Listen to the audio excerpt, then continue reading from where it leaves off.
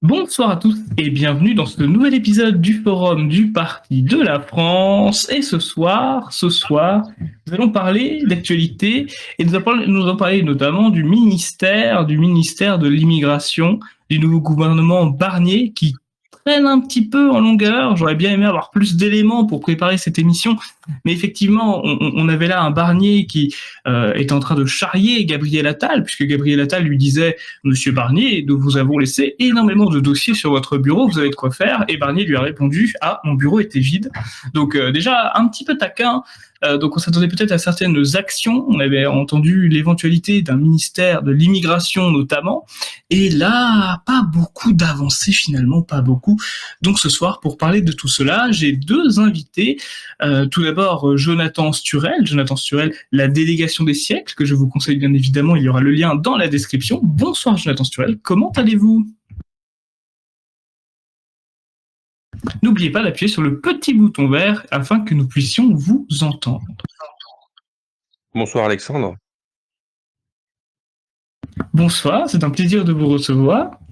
Là, je voulais m'assurer qu'on m'entendait bien avant de dire toute la suite. En l'occurrence, bonsoir Alexandre et bonsoir Bruno et tous ceux qui nous écoutent. Bon, évidemment, je suis comme à chaque fois ravi d'être parmi vous et je suis tout à fait content des sujets que nous allons aborder, car de toute façon, il y a toujours des sujets à aborder dans ce pays de fous dans lequel nous sommes plongés malheureusement. Donc, ravi d'être là et d'en parler avec des gens qui savent ce qu'il faut en penser. Ah, merci beaucoup. Et oui, effectivement, il y aura tellement à dire. Je pense que je serai en mesure, j'aurai assez de matière pour faire une émission par jour, mais j'aurais peur, chers auditeurs, de vous lasser. Mais effectivement, vous avez raison, il y a énormément de choses à dire, et ça ne s'arrête pas. Et enfin, vous serez accompagné de Bruno Hirou. Bruno Hirou, secrétaire général du Parti de la France. Bonsoir Bruno, comment allez-vous? Bonsoir Alexandre, bonsoir Jonathan, bonsoir à tous. Eh bien, je vais très bien. Et comme Jonathan, je suis ravi de participer à une émission où nous allons commenter un petit peu l'actualité qui ne manque pas de sel. Tout à fait, actualité nationale et internationale, il y a des choses qui se passent qui sont tout à fait intéressantes.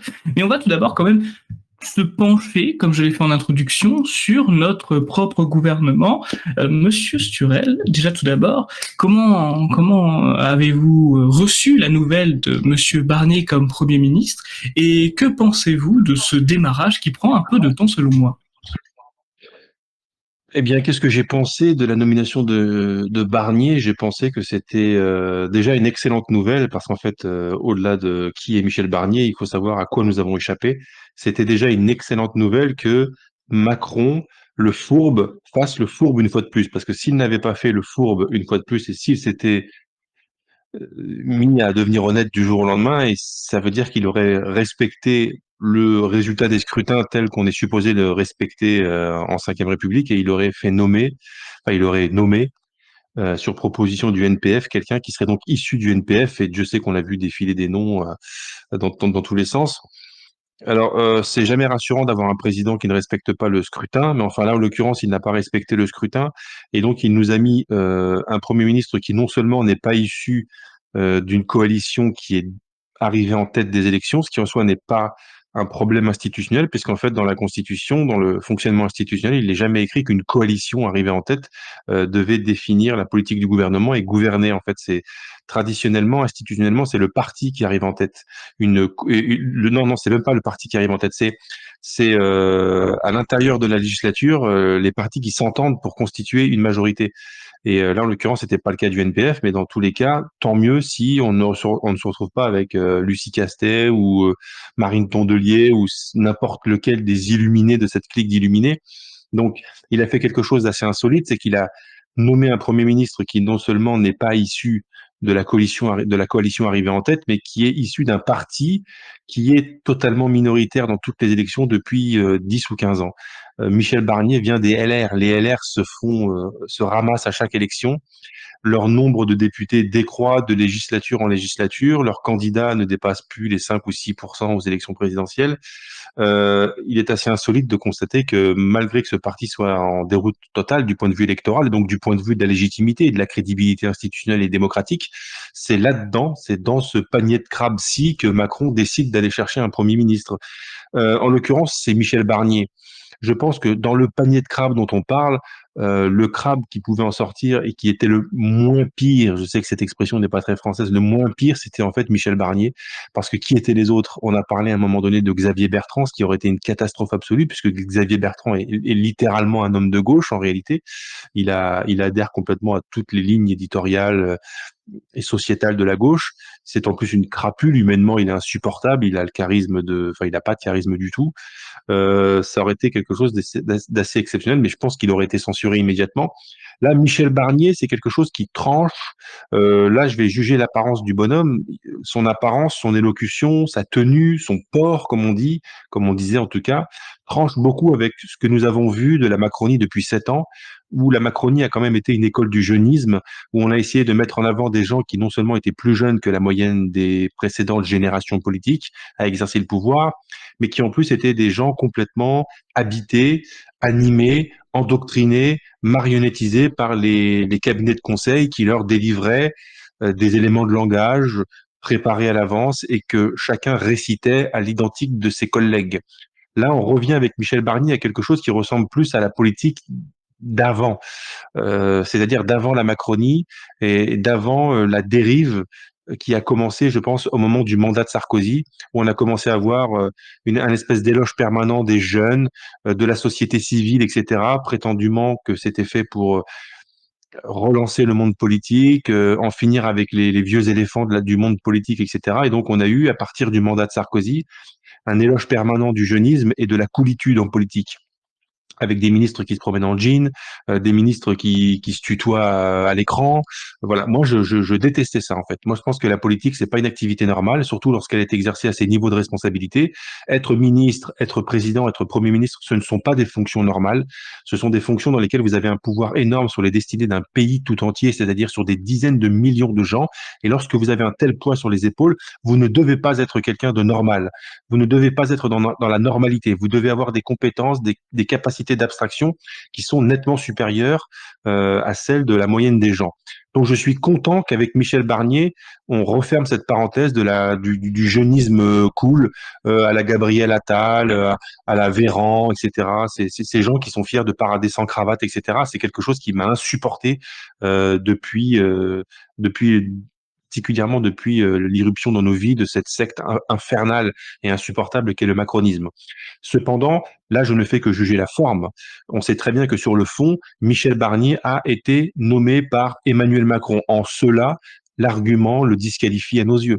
On ne peut pas être celui qui va redresser la France ou qui en tout cas va la sauver ou qui en tout cas va la mettre sur le chemin qui aboutira à son sauvetage lorsque l'on a été nommé par Emmanuel Macron, dont toute la politique a consisté à faire l'inverse de sauver la France. Donc, le simple fait qu'il soit nommé par Emmanuel Macron nous indique que c'est quelqu'un dont nous allons devoir nous méfier.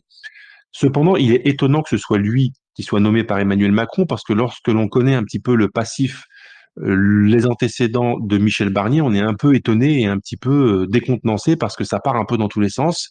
Quelqu'un qui a joué un rôle important dans les institutions européennes, qui a donc par définition travaillé à faire accepter aux nations le concept même d'Union européenne dans sa formule supranationale, qui est celle que nous dénonçons absolument.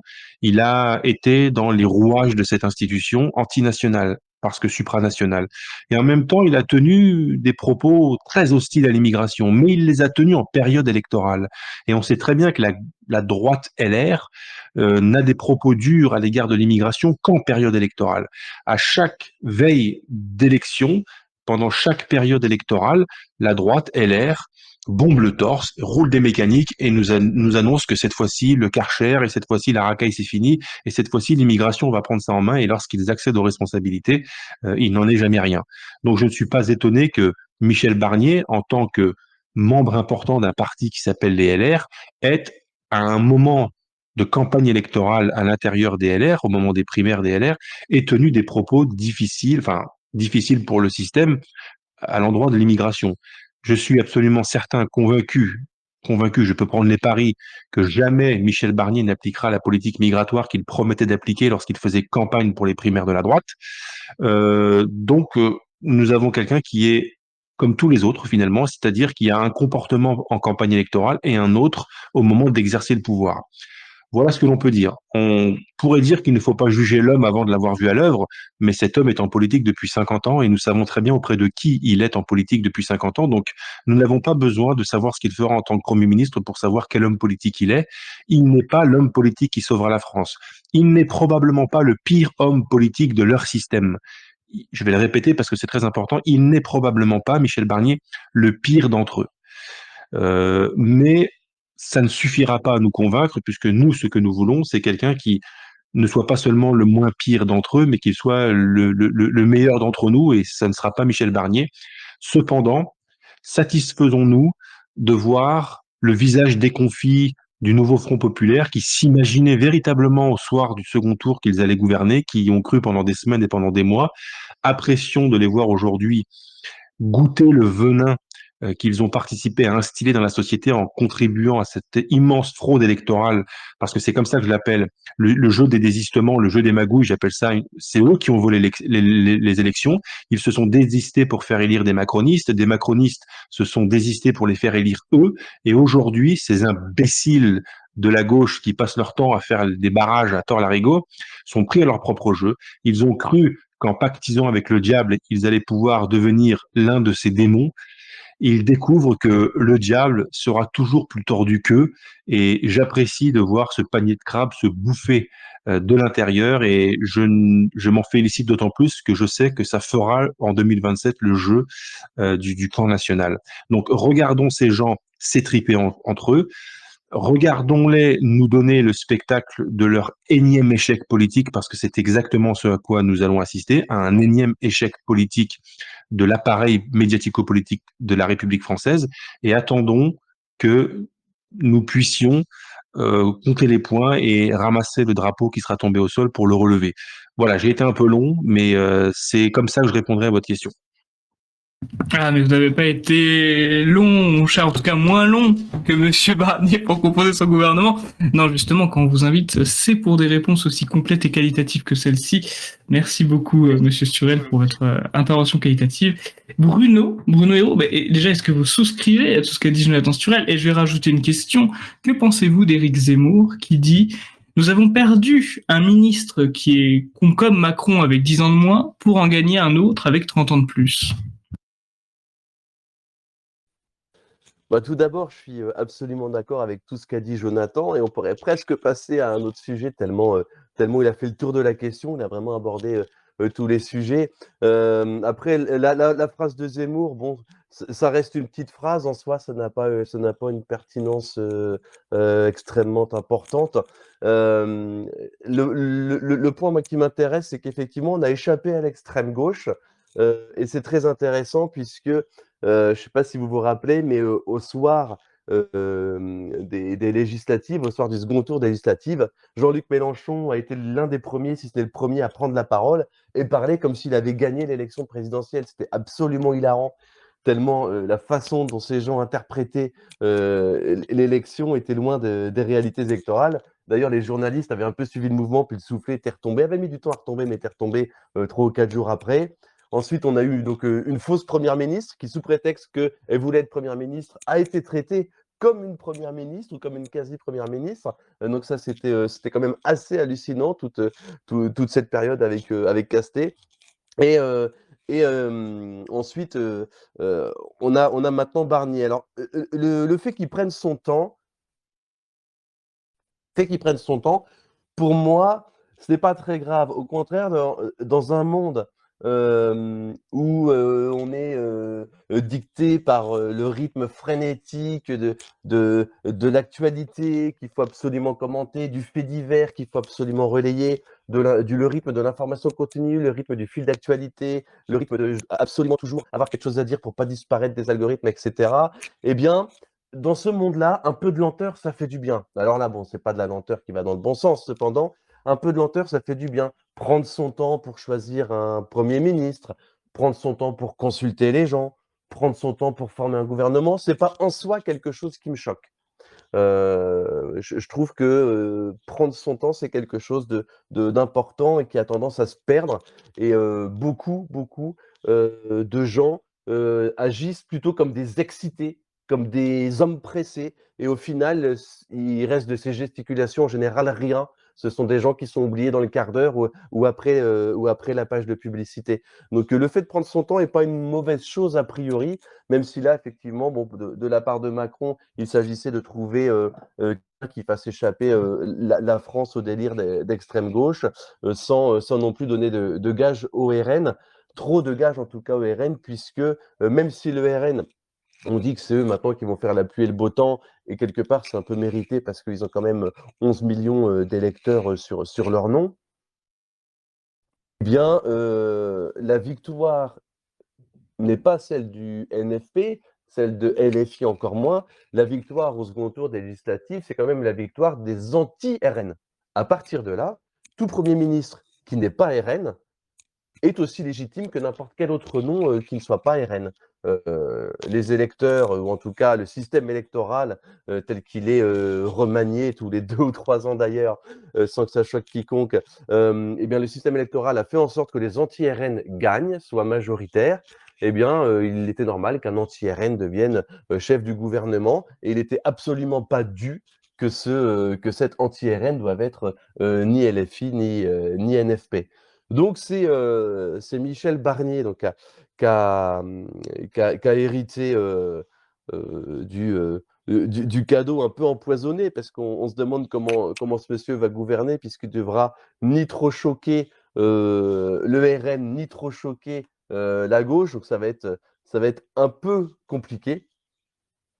Mais à part ça, Michel Barnier, je rejoins ce qu'a dit le délégué général du Parti de la France, Maxime Leroy, aujourd'hui ou hier, je crois que c'était ce matin.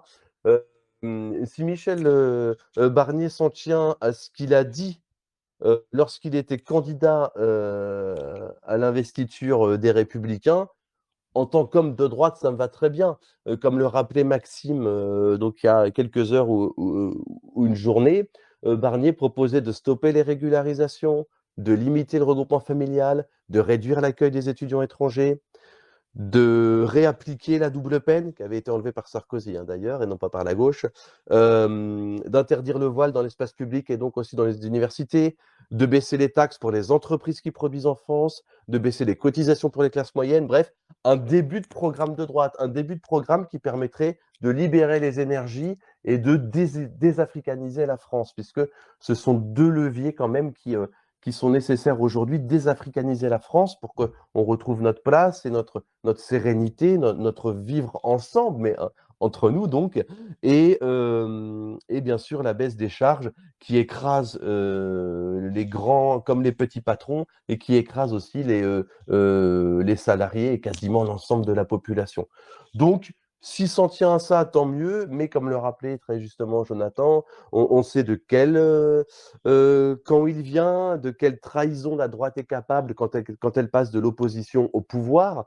Hein, je ne sais plus de qui est cette formule, mais elle est malheureusement toujours vraie. En tout cas, jusqu'au dernier gouvernement de droite en date, ça a toujours été vrai. La droite fait campagne sur ses idées et gouverne sur les idées de la gauche. Alors, je ne sais plus qui avait dit ça, mais c'est brillant parce que c'est vrai. C'est vrai depuis extrêmement longtemps. Même sous le soi-disant libéral Giscard, ça commençait à être vrai, et avec les années Chirac et Sarkozy, bien sûr, ça s'est amplifié à l'excès. Donc voilà, donc pour résumer, un peu de lenteur dans la vie politique française, ça m'a pas du tout dérangé, bien au contraire. Ce qui me dérange, c'est que ce gouvernement, il va devoir essayer d'être d'accord avec tout le monde, ce qui est par nature impossible, et donc j'ai bien peur qu'il ne puisse pas faire grand-chose. On risque de perdre soit 1 an s'il y a une nouvelle dissolution en juin, puisqu'en juin 2025, le pouvoir aura de nouveau le droit de dissoudre, soit pendant 3 ans jusqu'au présidentielle 2027, qui elle, du coup, serait à coup sûr, si ça n'a pas déjà eu lieu, eh bien, suivi de dissolution de l'Assemblée à ce moment-là. Donc, on va perdre du temps, malheureusement, aussi, entre guillemets, moins pire que Pissette, un gouvernement de droite, un gouvernement Barnier. Ce gouvernement va nous faire perdre du temps, cette situation va nous faire perdre du temps, parce qu'on est dirigé par quelqu'un qu'on présente souvent comme un sacré filou de la politique, mais qui est en fait qui est une tanche incroyable, historique, qui arrive à être un pire dirigeant que François Hollande. Il fallait se lever tôt pour réussir cette performance-là. Et donc, ce monsieur Macron plombe la France pour au moins 1 an et peut-être jusqu'à 3 ans. Et c'est vraiment dommage parce que, comme je vous le disais dans ma réponse, on a absolument besoin d'inverser les flux migratoires, de rendre la France aux Français. Comme on a su rendre Paris aux Parisiens pendant la période des JO, il n'y a aucun Parisien qui s'en est plaint, hein. Pendant la période des JO, le gouvernement a appliqué une politique de droite nationaliste, c'est-à-dire qu'ils ont viré tous les malpropres, ils ont interdit aux clandestins de camper dans la capitale, le métro était propre, les rues étaient propres et tout le monde était content. Eh bien oui, belle expérience que ces JO. Quand on applique notre politique, les gens sont heureux. Et ben nous, c'est ce qu'on veut voir appliquer à l'échelle nationale. Et c'est pour ça que on aimerait que le camp national arrive le plus vite possible au pouvoir. Et on espère que ce gouvernement-là, eh ben, ne sera pas une entrave de trop, ne sera pas trop macroniste, même si, comme l'a dit Jonathan, c'est un gouvernement qui va devoir sa place à Emmanuel Macron. Donc, wait and see, comme disent les autres. Mais moi, je suis content en tout cas qu'on ait échappé aux psychopathes du nouveau Front populaire et je ne suis pas spécialement choqué, voilà, pour le redire, que ces gens-là aient pris leur temps à former un gouvernement. Voilà pour ma réponse. Warten und sehen, effectivement, merci beaucoup Bruno pour votre réponse. Et justement, puisqu'on parlait de la polémique autour du ministère de l'immigration, mais quand vous, Jonathan Sturel, vous entendez un parti politique comme le Parti de la France, Reconquête ou peu importe, parler d'un ministère de la remigration, est-ce que vous voyez là un fantasme de la droite ou une nécessité pour la survie de la nation française? Je fais en tout cas effectivement la distinction entre ce que pourrait être un ministère de l'immigration et ce que pourrait être un ministère de la réémigration, de la remigration, selon qu'on le dise d'une manière ou d'une autre. Car si les intitulés se ressemblent, en réalité, les politiques qui seraient menées soit par l'un, soit par l'autre seraient radicalement différentes. Un ministère de l'immigration donnerait l'impression que l'on alloue des moyens à la gestion de l'immigration. Or, nous sommes dans une situation où nous n'avons plus à gérer l'immigration, nous avons à l'arrêter et à la renverser. C'est pourquoi un ministère de la rémigration serait beaucoup plus adapté, puisque maintenant il faut allouer des moyens jusqu'à consacrer à ces moyens un ministère tout entier parce que la tâche est énorme vu que l'immigration est gigantesque, que les flux sont gigantesques, que les conséquences de l'immigration sont gigantesques. Il faut au moins un ministère pour réguler tout ça, arrêter tout ça et renverser tout ça. Le coup d'un ministère de l'immigration a déjà été joué par Sarkozy en son temps. Sarkozy qui avait besoin de siphonner les voix du FN de Jean-Marie Le Pen, avait sorti ça de son chapeau et il avait mis à la tête de ce ministère un monsieur Besson, je crois que je n'ai plus son prénom, peut-être que c'était Éric Besson, mais je suis pas certain, qui était un transfuge qui venait de la campagne de la socialiste Ségolène Royal.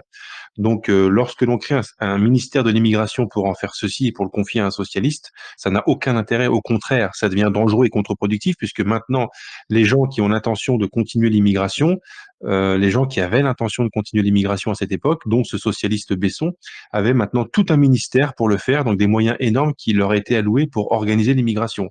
Donc, évidemment que ce n'est pas un ministère de l'immigration qu'il faut, c'est un ministère de la rémigration qui n'aura pas d'existence, si j'ai bien compris. Et pourtant, c'était une excellente idée parce que le problème de l'immigration aujourd'hui, le problème décuplé de la réimmigration, c'est que ce sont des décisions régaliennes qui sont prises pour expulser quelqu'un, mais que ces décisions viennent d'un ministère ou d'un autre. Le ministère de la Justice a son mot à dire, qu'il peut des fois annuler ou ordonner une expulsion.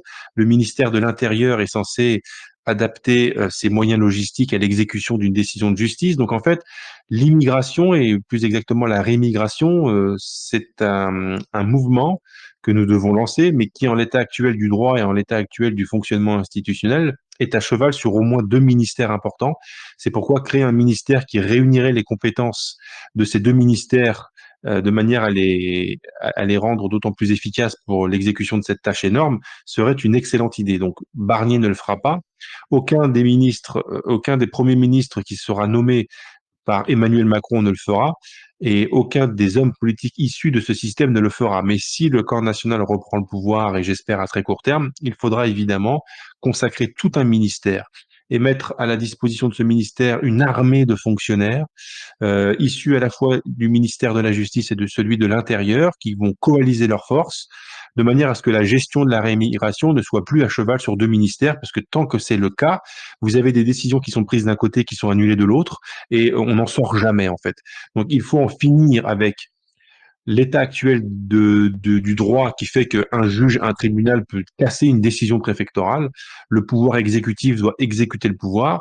Le pouvoir exécutif doit avoir du pouvoir et c'est assez insupportable que des juges, des jugeaillons élus par personne, dont le pouvoir semble tomber directement du ciel, qui n'ont jamais de compte à rendre à personne, aient le pouvoir entre leurs mains, aient entre leurs mains le pouvoir de casser une décision provenant de l'État lui-même.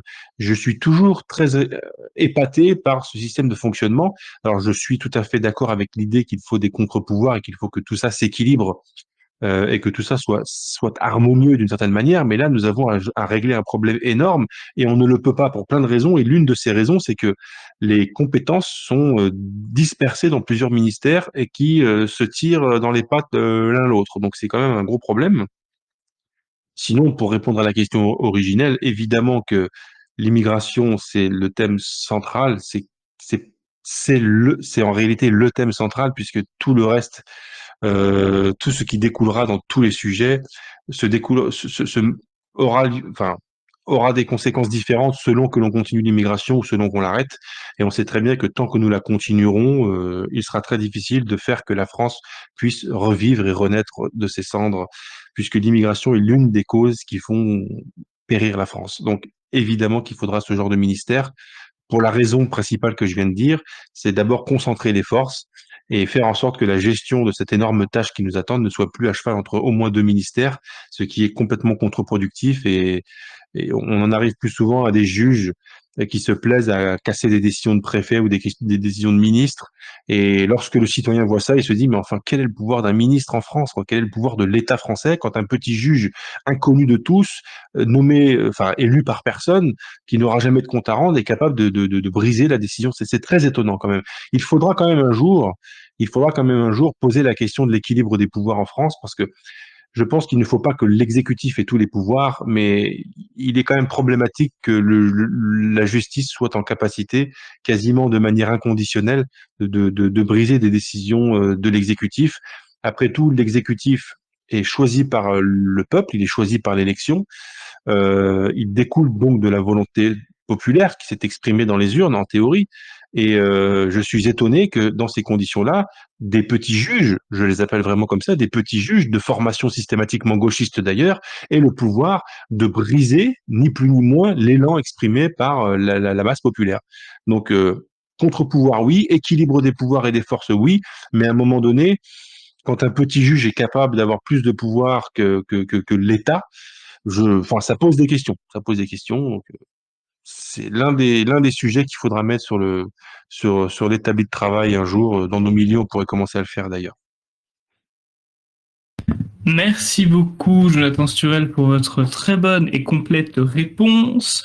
Maintenant, j'aimerais, justement, puisqu'on parlait des fonctionnaires, j'aimerais vous parler d'un fonctionnaire en particulier, pour être tout à fait exact, un député de la France Insoumise, qui, alors j'étais scandalisé, ne connaît pas le maréchal Pétain. Il dit qu'il en a entendu vaguement parler et qu'il serait raciste, voilà. J'aime bien parce qu'il parle de lui comme si c'était quelqu'un d'actualité, comme si c'était un chanteur de maintenant, et non pas comme un personnage historique incontournable de l'histoire de France, et qui aussi fait la polémique en ce moment parce il devait lire un texte à l'Assemblée nationale, mais il avait quand même des difficultés à lire. Bon, il y a plusieurs choses qui sont à dire à ce sujet. Par exemple, Libération qui demande si cette vidéo n'a pas été truquée. Voilà. On a également un grand débat sur RMC pour savoir si le fait de se moquer de la lecture d'un parlementaire, c'est une forme de mépris de classe. Je parle bien évidemment de Sébastien Delogu. Bruno, est-ce que vous avez vu cette histoire? Oui, j'ai vu cette histoire. Au début, ça m'intéressait assez peu. Puis quand j'ai vu les proportions que ça a pris et le nombre de personnalités politiques et médiatiques qui ont pris la parole, je me suis dit qu'on vivait quand même dans une drôle d'époque. Tout d'abord, je trouve ça assez révélateur du niveau des électeurs. Parce qu'à un moment, il faut quand même remettre les choses dans l'ordre. Ce monsieur, il n'a pas volé sa place de député. Il n'a pas braqué le responsable du bureau de vote pour dire toi, ça y en a à dire que moi, ça y en a élu député. Il y a des gens qui sont allés glisser un bulletin avec le nom de ce mec uniquement, alors soit parce qu'ils se reconnaissent dans ce qu'il est, ce qui est possible, soit parce qu'il était NFP, ce qui est possible, soit parce qu'il était anti-RN, ce qui est possible. Mais les électeurs ont une responsabilité dans le fait que cet homme est l'un des 577 députés de notre régime. Donc, responsabilité première de cette situation aux électeurs. Parce que c'est trop facile de jamais mettre en cause les électeurs. C'est eux qui choisissent nos représentants. Ceci étant dit, j'ai trouvé ça assez comique, venant de la gauche surtout, de dire que se moquer ou s'étonner publiquement en tout cas du fait qu'un élu de la nation soit incapable de lire et de comprendre un texte, c'est quand même problématique. Les gens qui ne savent pas lire et s'exprimer sont quand même les gens les plus manipulables de la société, hein, c'est la base. Eh bien, ils ont dit que s'en prendre au niveau de formation élémentaire de ce député, c'était du mépris de classe, ouais, comme vous l'avez dit dans votre présentation du sujet. Mais c'est très étonnant venant de la gauche, parce que en parlant de mépris de classe, ils sous-entendent que tous les gens de la classe de ce député, de la classe sociale de ce député, ont naturellement des problèmes de compréhension, des problèmes cognitifs pardon, et des problèmes de lecture. Mais qu'est-ce que ça veut dire? Quelle image la gauche a des gens qui n'ont pas beaucoup de moyens? Que c'est des gros teubés qui ne savent pas lire un livre? C'est vraiment la gauche montre vraiment à chaque fois qu'elle parle son vrai visage, ignoble, hautain, très petite bourgeoisie parisienne bobo qui mange son quinoa et puis qui méprise les gros beaufs qui ont le malheur d'émarger à moins de 10 000 euros par mois. Donc voilà la réflexion que je me faisais. Responsabilité aux électeurs, honte une fois de plus sur la gauche qui comprend rien au sujet. Et juste un petit commentaire sur ce député.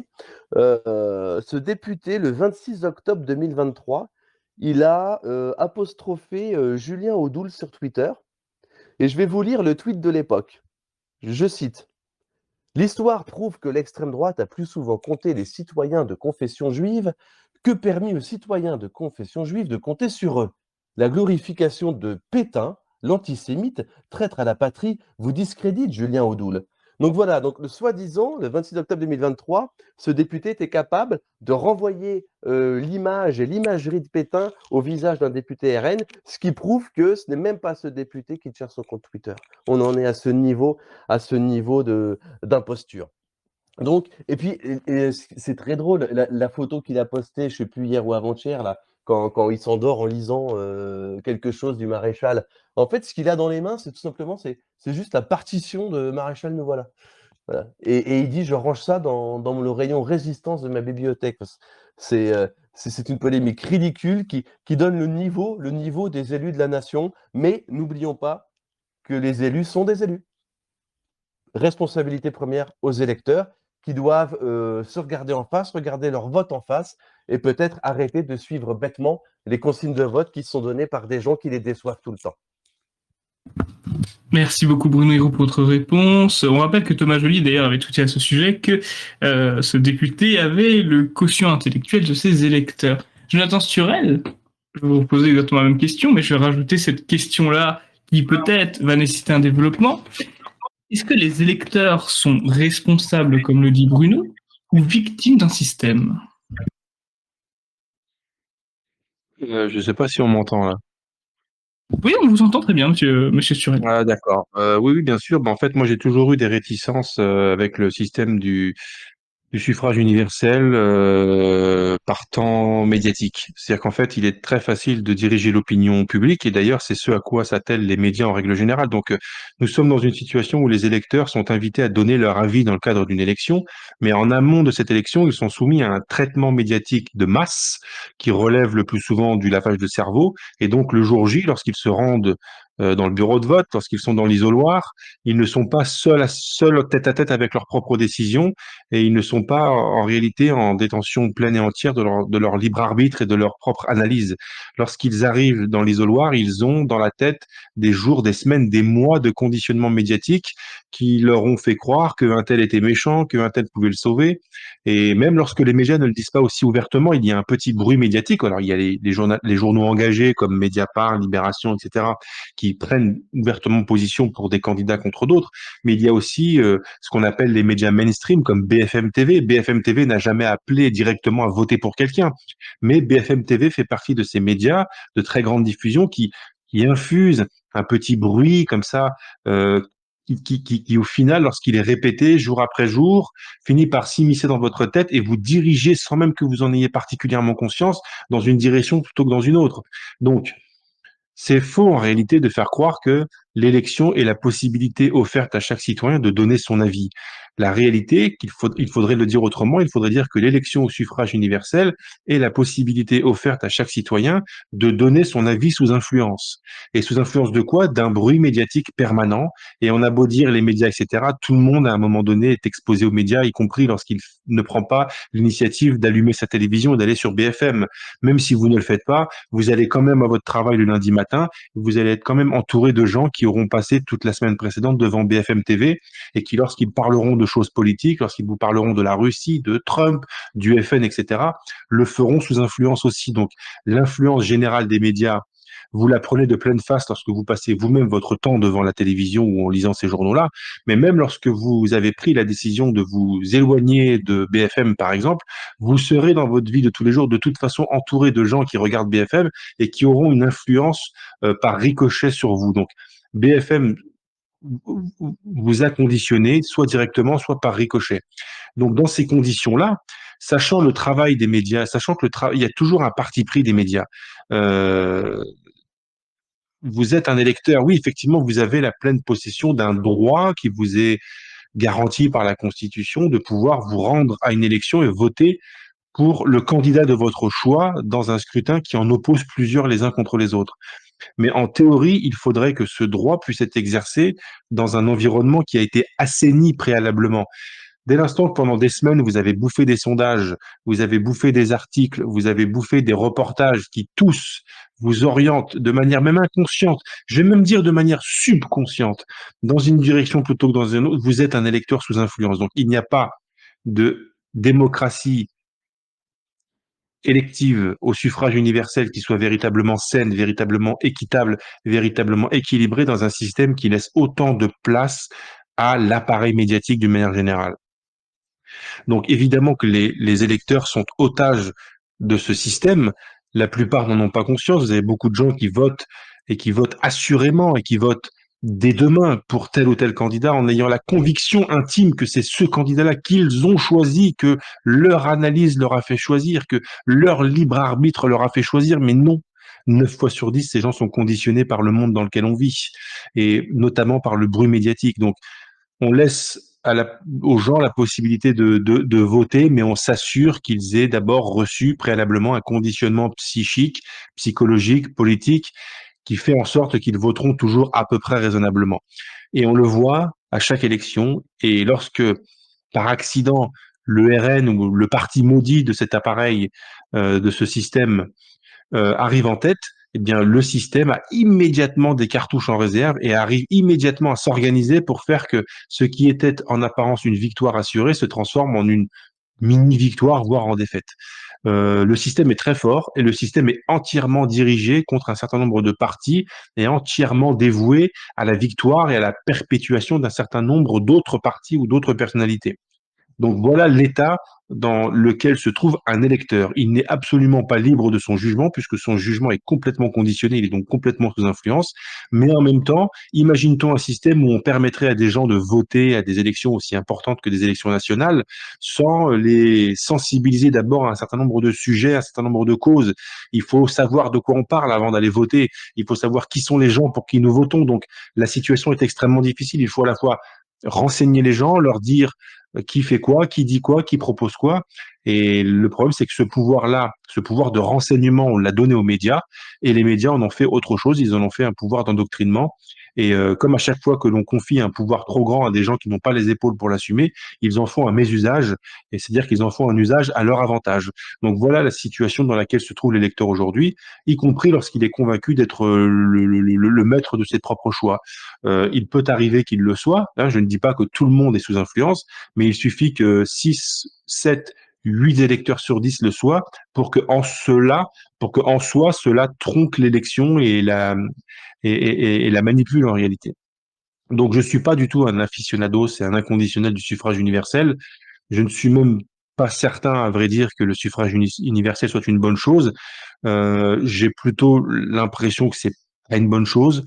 J'ai pas l'impression non plus qu'il faudrait élire un monarque à vie, etc. Donc ça, ce sont des grands sujets de philosophie politique tels qu'on les traite en réalité depuis la Grèce antique.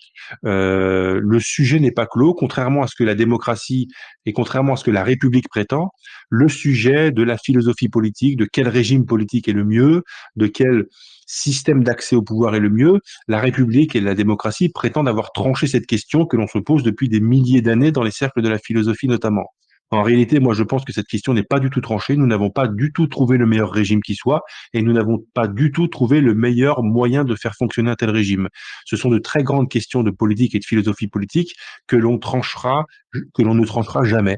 Vous savez, depuis 2000, 2500 ans, ces questions sont posées par les plus grands esprits de l'humanité occidentale.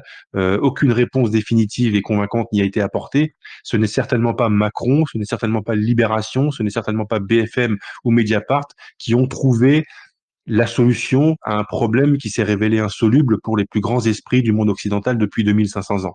On ne trouvera jamais de solution idéale, il n'y aura jamais de solution idéale, ce qu'il faut trouver, c'est un équilibre. Et pour parvenir à cet équilibre, il faut impérativement retirer au système médiatique une partie du beaucoup trop grand pouvoir qu'il a entre ses mains. Et à partir de là, on pourra considérer que dès lors que tous les candidats seront traités à égalité dans l'espace médiatique, l'électeur sera un petit peu plus à même de prendre une décision qui soit moins sous influence du système médiatique. Donc, grand sujet de questions politiques, mais quand vous voyez qui est élu, quand vous voyez, on parlait de Delogu, je sais même pas comment ça se prononce, de Boyard, de Sandrine Rousseau, quand vous voyez qu'Elisabeth Borne peut se faire réélire, quand vous voyez que François Hollande peut se faire réélire, comment penser que les gens qui sont capables de remettre ces gens-là en fonction ont une pensée claire et éclairée, pleinement conscience des problèmes, des enjeux, etc. Non, nous sommes dans un immense cirque. Des gens sont favorisés par les animateurs de ce cirque, d'autres ne le sont pas, et ceux qui le sont, comme par hasard, ont de meilleurs résultats aux élections. Ceux qui sont favorisés par le cirque médiatique sont, comme par hasard, systématiquement favorisés par le résultat des élections. Et ceux qui, depuis 10, 20, 30, 40, 50 ans, sont lapidés en permanence par ce système médiatique, comme par hasard, sont ceux qui enregistrent les moins bons résultats aux élections. Ça veut bien dire qu'il y a un effet de vase communicant. Ça veut bien dire qu'il y a un effet que ce n'est pas le hasard qui régit tout ça. Donc, quand on se sera débarrassé de la trop grande influence des médias sur l'esprit des Français, et lorsque l'on aura retiré aux journalistes le pouvoir exorbitant qu'ils ont de façonner l'opinion publique, nous pourrons commencer à parler plus raisonnablement de suffrage universel, de démocratie représentative, etc. Pour l'instant, nous n'avons que des électeurs sous influence, donc le sujet n'est pas tranché. Aucune élection, aucun homme issu d'une telle élection, aucune assemblée issue d'une telle élection ne peut prétendre être pleinement et légitimement représentatif de quelque chose. Non, quelqu'un qui gagne une élection aujourd'hui, c'est quelqu'un qui, à un moment donné, a eu pour gagner cette élection, le soutien d'un appareil médiatique. Or, ce que je disais tout à l'heure sur les juges qui sont élus par personne et qui n'ont jamais de compte à rendre à personne, mais qui sont capables de prendre des décisions ayant un pouvoir exceptionnel sur le destin des gens, je pourrais le redire pour les journalistes d'une manière générale. Est-ce que beaucoup de journalistes rendent des comptes sur ce qu'ils font? Est-ce que vous avez déjà vu un journaliste de Mediapart, un journaliste de Libération être conduit devant les tribunaux pour s'expliquer du fait qu'il a écrit ces 5 ou 6 dernières années 80% d'articles à charge contre tel homme politique et aucun contre tel homme politique. Il a été pris en flagrant délit de parti pris, il reçoit des subventions publiques pour faire ce métier. À aucun moment, ces gens ne rendent de compte.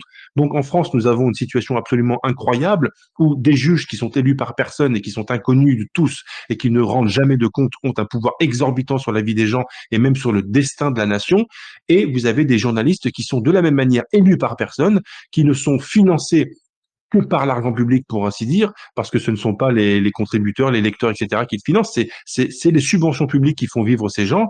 Donc, nous sommes sous l'influence de gens qui nous manipulent et que l'on finance, que l'on nous oblige à financer, et qui ne sont élus par personne, qui ne sont choisis par personne. Ce sont des petits milieux qui se cooptent entre eux et qui font la pluie et le beau temps sur l'opinion publique. Tant que nous serons dans un tel mode de fonctionnement, il n'y a pas une seule élection qui sera légitime, il n'y a pas un seul président ou une seule législature qui sortira d'une telle élection qui pourra prétendre à la représentativité et à la légitimité. Nous sommes dans un jeu de dupes. Nous faisons semblant d'y croire, nous nous rendons aux urnes, mais ceux qui sont éclairés comme nous le sommes, nous, avons conscience et savons pertinemment que nous sommes dans un immense jeu de dupes dont nous essayons de nous servir pour nos propres intérêts. Moi, lorsque j'appelle à voter pour le RN au moment des élections, etc., ce n'est pas que je crois dans les vertus de ce système représentatif, c'est que je sais que ce système représentatif est pourri jusqu'à la moelle et qu'il va s'écrouler un jour ou l'autre, mais qu'en l'état actuel, c'est la seule arme que nous avons entre les mains, et donc il faut essayer d'utiliser les imperfections de ce système en notre faveur, puisque si nous ne le faisons pas, les imperfections de ce système ne serviront que nos adversaires. Donc nous ne sommes pas dupes, nous savons que nous sommes dans un jeu de dupes justement, mais nous faisons semblant d'y croire en période électorale, parce que d'abord nous avons besoin de croire un petit peu en certaines choses, de ne pas être complètement découragé tout le temps, ni désespéré tout le temps, mais nous ne soyons pas dupes. Ce système, tel qu'il fonctionne actuellement, avec tout ce que je viens de dire, ne donnera jamais de fruits susceptibles de rendre à la France sa vitalité, son énergie et sa grandeur. Jamais. Mais c'est une étape par laquelle on peut s'imaginer passer, mais ne soyons pas dupes. Voilà tout ce que je peux dire. Ne soyons pas dupes. Merci beaucoup, Jonathan Sturel. Et juste petite parenthèse aussi, parce que vous aviez parlé tout à l'heure du fait que vous n'appréciez pas du tout justement ce jeunisme en politique, c'est ce manque, j'ai envie de dire, de comportement nécessaire à des fonctions aussi hautes. Est-ce que le manque de culture aussi peut-être vous chagrine parce qu'il ne connaît pas le maréchal Pétain quand même. J'insiste là-dessus, mais ça me paraît Oui, assez fou. oui, bah, bien sûr. Bah, écoutez, oui, oui, bien évidemment, mais c'est aberrant. Évidemment que c'est aberrant, mais je pense que l'école du jeunisme cool, tel qu'on le subit depuis 10 ou 15 ans, est complètement associée à ce qu'ils, enfin, ils sont ce qu'ils nous montrent en réalité. Effectivement, ils n'ont aucune culture. Ça vaut pour des logus, mais honnêtement, mais vous voyez le niveau général de, mettons, de l'actuelle Assemblée nationale et même du gouvernement. Est-ce que vous croyez sincèrement que si vous vous entretenez pendant 2 heures autour, par exemple, d'un thé ou d'un cigare avec Georges Pompidou, et que après vous vous entretenez pendant 2 heures avec Emmanuel Macron ou François Hollande, est-ce que vous pensez vraiment que vous aurez le même niveau de discussion entre ces hommes? Il y avait à l'époque de Pompidou, c'est vraiment un exemple que je prends pour avoir un repère historique, pour pas que ça nous emmène jusqu'au Gambetta, etc., qui est effectivement une classe politique extrêmement lettrée, qui connaissait ses humanités, qui savait même la plupart du temps le grec et le latin ancien, etc. C'est encore une autre école, mais sans aller aussi loin, quelqu'un comme De Gaulle, mais comme Pompidou, même comme Giscard et même comme Mitterrand. C'est des gens, je pense que même Mitterrand, vous vous mettiez à une table avec Mitterrand et vous étiez en capacité de parler de grands thèmes historiques, de grands thèmes littéraires, de poésie, d'art, de culture pendant des heures sans que la conversation ne tombe au bout de 5 minutes. Je suis pas sûr qu'avec Macron, qu'avec Hollande, qu'avec Delogu, qu'avec Boyard, je ne suis pas sûr qu'avec, excusez-moi de le dire, avec Bardella, vous soyez capable de parler pendant 2 heures d'un grand homme politique. Je ne crois pas. Donc évidemment, mais tout dégringole de toute façon. Comment voulez-vous qu'un pays dans lequel tous les indicateurs de culture et de réussite scolaire sont en échec la classe politique ferait exception. Au nom de quoi? Au nom de quoi cette classe politique ferait exception dans la mesure où les gens dont j'ai parlé juste avant, qui sont sous influence permanente, qui ont eux-mêmes un niveau de culture qui s'est largement abaissé ces dernières décennies, ce sont ces gens-là qui votent pour un certain nombre de représentants. Comment on pourrait s'imaginer que le moins bon donne le meilleur? Je ne crois pas. Dès l'instant que dans une société comme la nôtre où les effets de vases communicants sont permanents, où chaque élément, chaque branche de ce grand arbre social communique les uns avec les autres, avec le voisin, etc., tout est relié. Dès l'instant que vous avez une branche qui est pourrie, elle fait pourrir toutes les autres. Donc je ne suis pas étonné que ce Délogu soit le cancre qu'il nous montre qu'il est, cette espèce d'abruti là. C'est évident que c'est un abruti, mais 70% de l'Assemblée actuelle, 70% du gouvernement qui vient de démissionner et les gouvernements qui lui ont précédé ces 10 dernières années sont constitués de 70% d'abrutis finis, de gens qui n'ont pas de culture historique, qui n'ont pas de culture politique, qui n'ont pas de culture morale, qui n'ont pas de culture, mais qui savent lire. Et donc, ce qu'ils lisent, ce sont des rapports, des cabinets de conseil, des conseillers qui sont autour d'eux, et ce sont des managers, comme on dirait aujourd'hui. C'est-à-dire qu'en fait, ce sont des gens qui sont en poste, qui sont ministres, qui sont à la tête d'une grande institution et qui la gèrent. Ils sont là pour gérer une institution. En fait, ce qu'il faut, c'est remettre à la tête de ces grands corps, de ces grands métiers, de ces grandes institutions, des gens qui ont le sens du service de l'État et de la nation. C'est ça qu'il nous faut. C'est pas des gens qui ont fait l'ENA et qui sont incapables de parler d'autre chose que de ce qu'ils ont appris à l'ENA parce qu'en fait, ils n'ont aucune culture générale sur rien. Quelqu'un qui n'est pas capable de vous parler pendant, c'est un exemple que je donne, c'est vraiment une image, un homme politique qui n'est pas capable de vous parler sans se tromper trop, pendant au moins 3 heures sans s'arrêter de n'importe quel des grands sujets de l'histoire politique française depuis 1000 ans, c'est un cancre. Je prends Pompidou, prenez De Gaulle, prenez même Mitterrand, vous le lanciez véritablement, vous le lanciez sur le règne de Louis XVI, il vous en parlait pendant 3 heures. Aujourd'hui, vous dites à Délogu qui est Pétain, il sait pas. Bon, bah voilà, vous avez, voilà, on a tout dit. À partir de là, on a tout dit. Mais moi, je m'en amuse. Moi, j'attends plus rien de ces gens. J'attends plus rien des gens qui gouvernent en ce moment, qui gouvernent, qui sont élus. J'attends rien de. Moi, je vais citer Nietzsche. C'est pas du tout mon école de pensée, mais il disait, ce qui doit tomber, il faut pas le retenir, il faut le pousser. Ce qui doit tomber, il ne faut pas le retenir, il faut le pousser. Là, ce à quoi nous assistons, c'est un spectacle qui va tomber. Ça va tomber, tôt ou tard. Il faut pas essayer de le retenir. Moi, je ne suis pas pour faire passer des cours de rattrapage à des logus. Moi, je veux le laisser dans sa situation. C'est un cancre. Mais grâce au fait qu'il est un cancre, il continue de niveler vers le bas une institution dont je souhaite absolument l'écroulement, puisqu'il faut faire du passé récent table rase pour rebâtir sur quelque chose d'un peu plus solide. Donc, laissons ces gens pourrir le système qui les a fait rois et qui tombera à cause d'eux et avec eux. Regardons-les s'écrouler et lorsqu'ils seront écroulés et qu'ils seront hors d'usage, hors de service et hors d'état de nuire, nous reconstruirons quelque chose sur l'immense champ de ruines qu'ils auront laissé. Mais pour pouvoir reconstruire, il faut malheureusement en passer par le champ de ruines. Malheureusement, merci beaucoup Jonathan Sturel. Bruno Hiro, j'ai le sentiment que vous vouliez réagir sur le fait que les hommes politiques seraient aujourd'hui des managers. Qu'avez-vous à répondre à cela?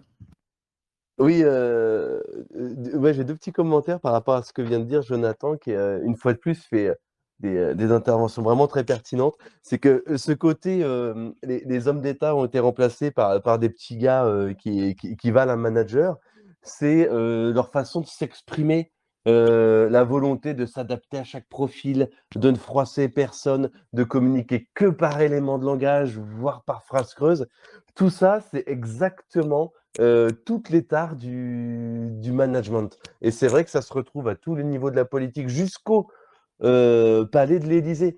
Et c'est vrai que c'est extrêmement problématique puisque ça donne des hommes qui sont incapables de taper du poing sur la table, sauf si une grosse puissance extérieure à la France leur demande de le faire. Et à ce moment-là, ils ne sont jamais qu'une marionnette. Mais on a des hommes qui sont incapables de cliver, incapables de prendre des positions impopulaire, non pas vis-à-vis du peuple, mais vis-à-vis du microcosme politique et éditorialiste parisien. Et ça fait des hommes soja de la politique. Et effectivement, c'est cette culture du management, ce torrent d'eau tiède qui doit absolument ni brûler ni refroidir personne. C'est l'un des gros problèmes du personnel politique, mais aussi de la droite nationale quand elle veut se dédiaboliser, puisqu'il est toujours question au final de fournir des clones de Marine ou des clones de Bardella qui ne vont jamais froisser personne. Et puis, deuxième chose sur laquelle aussi je voulais réagir, à l'instant, Jonathan parlait du champ de ruines sur lequel il faudra reconstruire. Et là, je parle à tous mes amis patriotes et nationalistes, pour qu'on puisse reconstruire sur un champ de ruines. euh, Ce ne sont pas des gens qui iront chercher l'inconnu du coin qui a peut-être un jour eu une bonne idée, mais qui n'a pas osé la dire. Les gens s'en remettront à des gens qu'ils connaissent, qu'ils ont déjà vus, qu'ils connaissent pour leur engagement, qu'ils connaissent pour leurs idées. Et c'est pour ça que c'est important de faire de la politique, de faire du militantisme, quelle que soit la forme que ça prend. Ça peut être l'excellent travail de la délégation des siècles, etc. Ça peut être un engagement jusqu'à l'élection, etc. Enfin, peu importe, mais il faut s'engager pour ses idées, alors soit en politique, soit au moins pour ses idées, et il faut se former, connaître ses idées, connaître son histoire, savoir pourquoi on pense ce qu'on pense et pourquoi on pense que ce qu'on pense est bien pour notre peuple et notre patrie. Et c'est très important de se former, de s'engager, parce que le jour où il faudra reconstruire sur la France, qui sera malheureusement devenue un champ de ruines, en espérant que ce ne soit qu'un champ de ruines politique et pas plus, eh bien, il faudra à ce moment-là que ces hommes-là prennent la place et on n'ira pas supplier des inconnus qui n'ont fait que distribuer des bons ou des mauvais points dans leur vie. On ira chercher, les gens iront chercher eh bien, ceux qui se sont engagés, tout simplement. Donc, engagez-vous et formez-vous. Voilà ce petit commentaire que m'inspirait l'allusion de Jonathan aux ruines qui risquent d'arriver.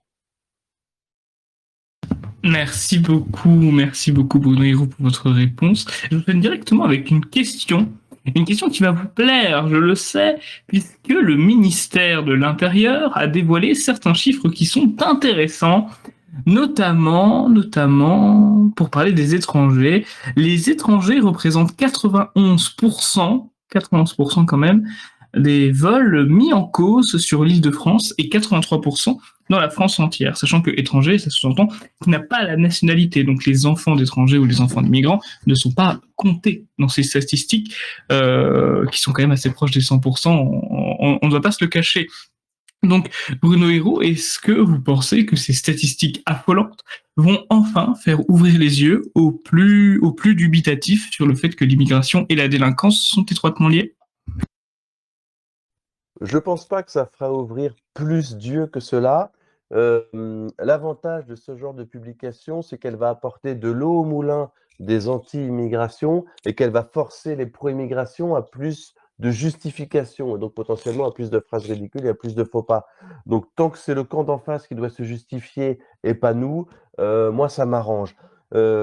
Après, il faudrait, comme vous l'avez évoqué dans la façon de poser votre question, il faudrait aller au-delà de ces statistiques par nationalité. Il faut franchir le pas. On est l'un des derniers, je crois, dans le monde à pas le faire, si je ne m'abuse, hein.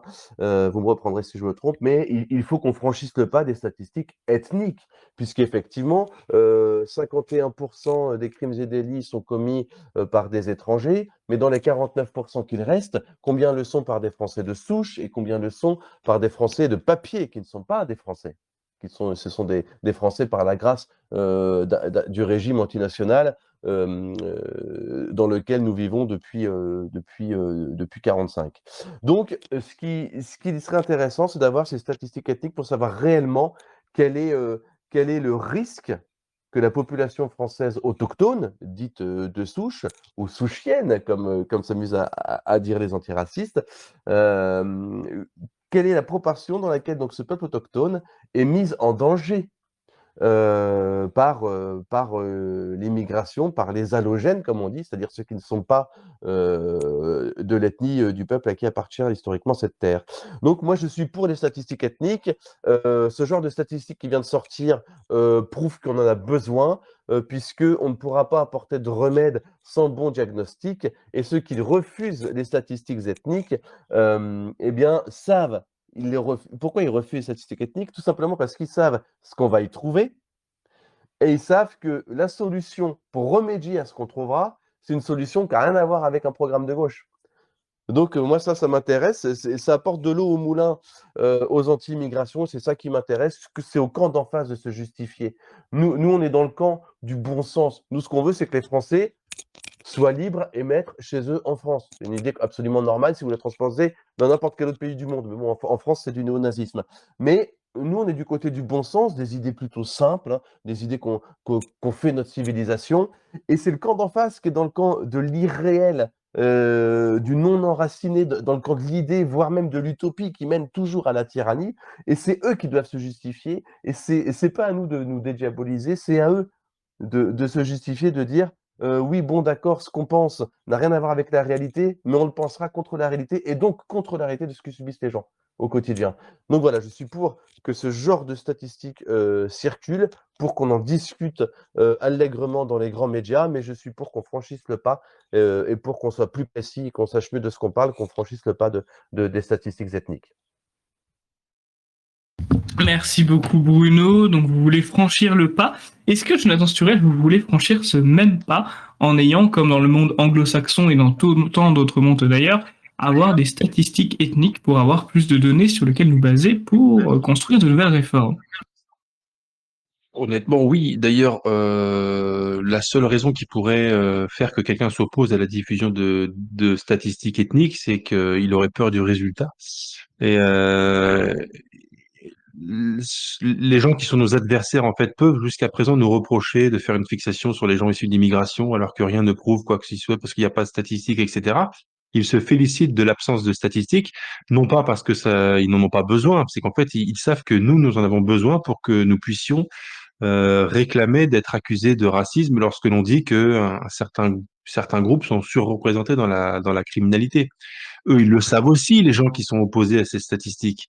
Ils le savent aussi, la gauche sait très bien qui est surreprésenté dans la criminalité, dans la délinquance.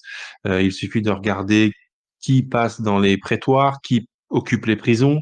Il suffit de regarder les gens les plus recherchés par la police, par Interpol. C'est quand même un petit peu toujours le même profil. Donc, en fait, on le sait.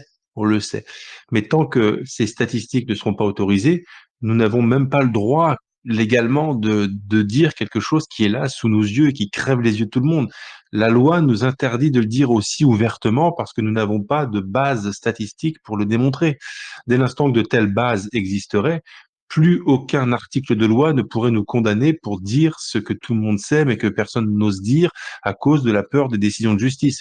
Et puis de toute façon, pour traiter un problème aussi grave et aussi important que la délinquance ou la criminalité, plus nous aurons de données pour résoudre ce problème, mieux ce sera. Enfin, qui peut s'asseoir à la table et dire oui, non, c'est un problème compliqué, mais bon, on n'a pas besoin d'en savoir trop sur ce problème. On va le, on va le régler au doigt mouillé, quoi. On va bien voir, oui, on va prendre des décisions à droite à gauche, et puis si ça marche pas, on en prendra d'autres. Non, il faut être sérieux. Il faut être sérieux quand c'est quelque chose d'aussi grave, d'aussi important. Il faut avoir le plus d'informations possible. En réalité, c'est comme quand vous allez chez le médecin, décrivez vos symptômes. Il faut décrire tous les symptômes. Si vous avez une dizaine de symptômes et que vous n'en décrivez que 3 au médecin, le médecin, il va fonder son diagnostic sur l'existence de ces 3 symptômes. Et donc, son diagnostic sera faussé par le fait qu'il n'a pas toutes les informations en sa possession. Si vous lui donnez la totalité de vos symptômes, il va pouvoir préciser avec beaucoup plus d'efficacité son diagnostic. Là, c'est pareil. Vous avez un problème qui est endémique, qui est omniprésent, dont on ne se débarrasse pas. Et les gens qui sont chargés de s'occuper de ce problème disent en Conseil des ministres, etc., oui, non, mais on n'a pas besoin d'en savoir trop sur ce problème, on va prendre une petite décision au doigt mouillé. Et donc, leur diagnostic, par définition, est faussé. Et donc, les solutions qu'ils apportent en matière thérapeutique sont faussées par le fait que leur diagnostic est faussé, par le fait même que lui-même ne tient pas en compte, ne tient pas compte de toutes les données de l'équation. J'aime beaucoup le parallèle avec le médecin, à qui vous ne dites pas tous vos diagnostics et qui donc, par définition, lui va devoir fonder une décision à partir de ce que vous lui dites, du peu d'informations qu'il a. Moins il aura d'informations, plus il y a de chances que son diagnostic soit mauvais et donc que sa thérapeutique soit mauvaise et qu'elle échoue. Là, c'est la même chose. Donc, en fait, si l'on part du principe que nous sommes des gens sérieux, avec un esprit rationnel, scientifique, méthodique, organisé, Ça veut dire que lorsque l'on s'attaque à un problème, il faut que nous ayons en notre possession le plus d'informations possible sur ce problème. Là, sur ce problème-ci, il y a une information qui nous manque, alors qu'elle est cruciale, qu'elle est centrale, que la plupart des autres aspects de ce dossier sont déterminés par cet élément manquant. Nous refusons toujours de faire en sorte de pouvoir en disposer, ce qui est absolument aberrant et qui nous renseigne sur le fait que les gens qui sont chargés de régler ce problème ne veulent pas le régler. S'ils voulaient le régler, ils feraient ce qu'il faut pour le régler et il n'y a pas grand-chose à faire. Déjà, il faut le mettre en évidence, le mettre en surbrillance. Et pour le mettre en évidence et en surbrillance, il suffit de dire qui fait quoi. Lorsque vous avez répondu à la question de qui fait quoi, vous savez comment répondre au problème. Mais tant que vous vous interdisez de le savoir, vous ne pouvez pas répondre au problème. Donc, je suis pour que nous ayons le plus d'informations possible et celle-ci, qui plus est, qui est cruciale, qui détermine tant du reste, soit absolument légalisé. Il faut absolument le légaliser, en gardant en tête que si en face, ils ne veulent pas le légaliser, ils savent très bien pourquoi. Et nous savons très bien pourquoi ils veulent maintenir ce genre d'informations secrètes. Et c'est pourquoi il est dans l'intérêt non seulement de notre camp et du combat que nous menons, mais il est dans l'intérêt de la vérité, tout simplement, que nous en sachions le plus possible. Et nous sommes des soldats de la vérité, des agents de la vérité, et en face, ils sont réellement, sur ce sujet comme sur tellement d'autres sujets, des agents du mensonge, de la dissimulation et de la corruption de la vérité. Merci beaucoup, Monsieur Surel, pour votre réponse. Très très bonne réponse, comme d'habitude, très complète. Et je reviens. On va peut-être alléger un petit peu le sujet de conversation. Mais Bruno Héroux, vous savez quelle est la fierté algérienne du moment? Est-ce que vous le savez? Alors, je l'ai appris juste avant cette émission, lorsque nous faisions nos réglages. Alors, ils ont envoyé des hommes dans l'espace. Non, c'est pas ça. Ils ont. Ah oui, ils ont une pâte à tartiner. Voilà, c'est ça. C'est ça? Absolument, Bon, ben, absolument, on se une lève et nouvelle on pâte à applaudit alors. tartiner. Et oui, c'est Libération qui m'a appris ça. Ils ont fait une nouvelle pâte à tartiner qui pourrait, attention, peut-être potentiellement remplacer Nutella. Je suis censé en citer d'autres de marques, mais je n'en connais pas. Donc, il est censé remplacer Nutella. Ça s'appelle le El Morgen. Donc, après la fameuse boxeuse ou le fameux boxeur, comme vous le voulez, à la médaille d'or olympique. Voilà la nouvelle fierté algérienne. Donc, vous n'avez pas fini d'en entendre parler et d'en voir sur vos rayons. Revenons sur un sujet un petit peu plus sérieux. Nous sommes le 13 septembre aujourd'hui et il s'est passé plusieurs choses depuis une semaine. Il s'est passé plusieurs choses, notamment sur l'actualité américaine, le fameux débat Trump-Harris. D'ailleurs, j'ai vu que Daniel Conversano avait fait un live sur ce fameux débat. L'avez-vous vu, Bruno Héroux, et qu'avez-vous pensé effectivement de la performance de Trump face à Kamala, pardon, Harris? Mais j'ai pas regardé le débat. Je veux juste revenir parce que c'est extrêmement important sur la pâte à tartiner algérienne. Je suis désolé, mais à un moment, il faut parler des vrais sujets. Des vrais sujets. Non, blague à part. Cette histoire de pâte à tartiner algérienne, c'est drôle parce que je croyais que c'était un petit truc qui tournait sur les réseaux sociaux, puis j'ai appris qu'en fait, il y avait carrément Libération et les médias mainstream qui en parlent. En fait, c'est le néo-racisme de la gauche qui s'extasie de tout ce que font les non-blancs. Vous avez un noir qui fait un château de sable avec une pelleteuse et un peu de terre mouillée. Ils vont crier au génie, quel dommage qu'à cause des blancs, ils puissent pas exprimer plus son génie. Là, les Algériens, bon, a priori, ils ont fait une pâte à tartiner qui a l'air pas mal. Tout le monde est fou d'extase. Et vous savez, c'est que quand vous avez un enfant un peu gogol qui fait un truc pas fou, mais pour lui, c'est bien, eh bien, vous allez le surféliciter, l'encourager à continuer, c'est bien, c'est magnifique. Quand un enfant tout à fait normal, hein, de 1 ou 2 ans, vous tend un dessin, bon, bah, on ne sait pas trop ce qu'il y a sur la feuille, mais on dit merci, c'est gentil, on va le mettre quelques jours sur le frigo. Et ben, j'ai l'impression que la gauche, le système se comporte comme ça, avec les non-blancs, dès qu'ils ont le malheur de faire la moindre chose. Donc voilà, juste le petit commentaire politique que je voulais faire sur cette histoire dérisoire de pâte à tartiner algérienne. Parce que j'ai pas grand-chose à dire sur Kamala Trump. En vrai, j'ai pas regardé le débat, je suis pas électeur américain. Je savais que les pro-Kamala diraient que Trump est un vieux monsieur qui s'est fait marcher dessus par une femme noire, alors qu'il y a quelque temps, c'était soi-disant une femme indienne, mais c'est encore un autre sujet. Je savais que les partisans de Trump diraient que il a sauvé la face, etc. Bon, moi, ce qui m'a... Vous savez, quand Trump a débattu 2 fois, je crois, ou 3, mais au moins 2 fois contre Hillary Clinton, les 2 fois, les médias s'étaient enflammés parce que Clinton avait soi-disant écrasé Trump. Et puis bon, on sait ce qu'il était devenu derrière. Il a écrasé Hillary dans les urnes avant, 4 ans plus tard, de se faire voler sa réélection en 2020. Donc que le débat ait été mauvais ou bon, peu importe. Je pense qu'il gagnera si cette fois-ci, il n'y a pas trop de bourrage d'urnes. J'espère qu'en 4 ans, il sera organisé pour que ça ne puisse pas arriver ou pour qu'en tout cas, ça puisse être mieux dénoncé. Mais voilà, je n'ai pas regardé le débat et je ne pense pas que je les regarderai. Je suis cette campagne d'assez loin puisqu'il n'y a plus cet effet qu'il y avait eu en 2016 où vraiment la campagne était tonitruante. Là, c'est vrai qu'il y a certaines positions qui sont pas très intéressantes. Ces positions sur le vaccin pendant la crise Covid n'étaient pas très intéressantes. Ces positions sur la politique internationale depuis qu'il y a de nouveau la guerre entre Israël et la Palestine sont pas très intéressantes. Donc bon, je regarde ça d'assez loin, même si j'espère bien entendu que Trump et Musk prendront les rênes du futur gouvernement américain plutôt que Kamala et sa bande de gauchistes anti-blancs, évidemment. Merci beaucoup Bruno. Et vous, Jonathan Sturel, vous savez qu'on attend beaucoup de cette élection, on espère une victoire de Donald Trump. Comment trouvez-vous cette campagne actuellement et son débat effectivement? Je vais devoir faire une réponse assez similaire à celle de notre camarade Bruno. J'ai pas regardé le débat.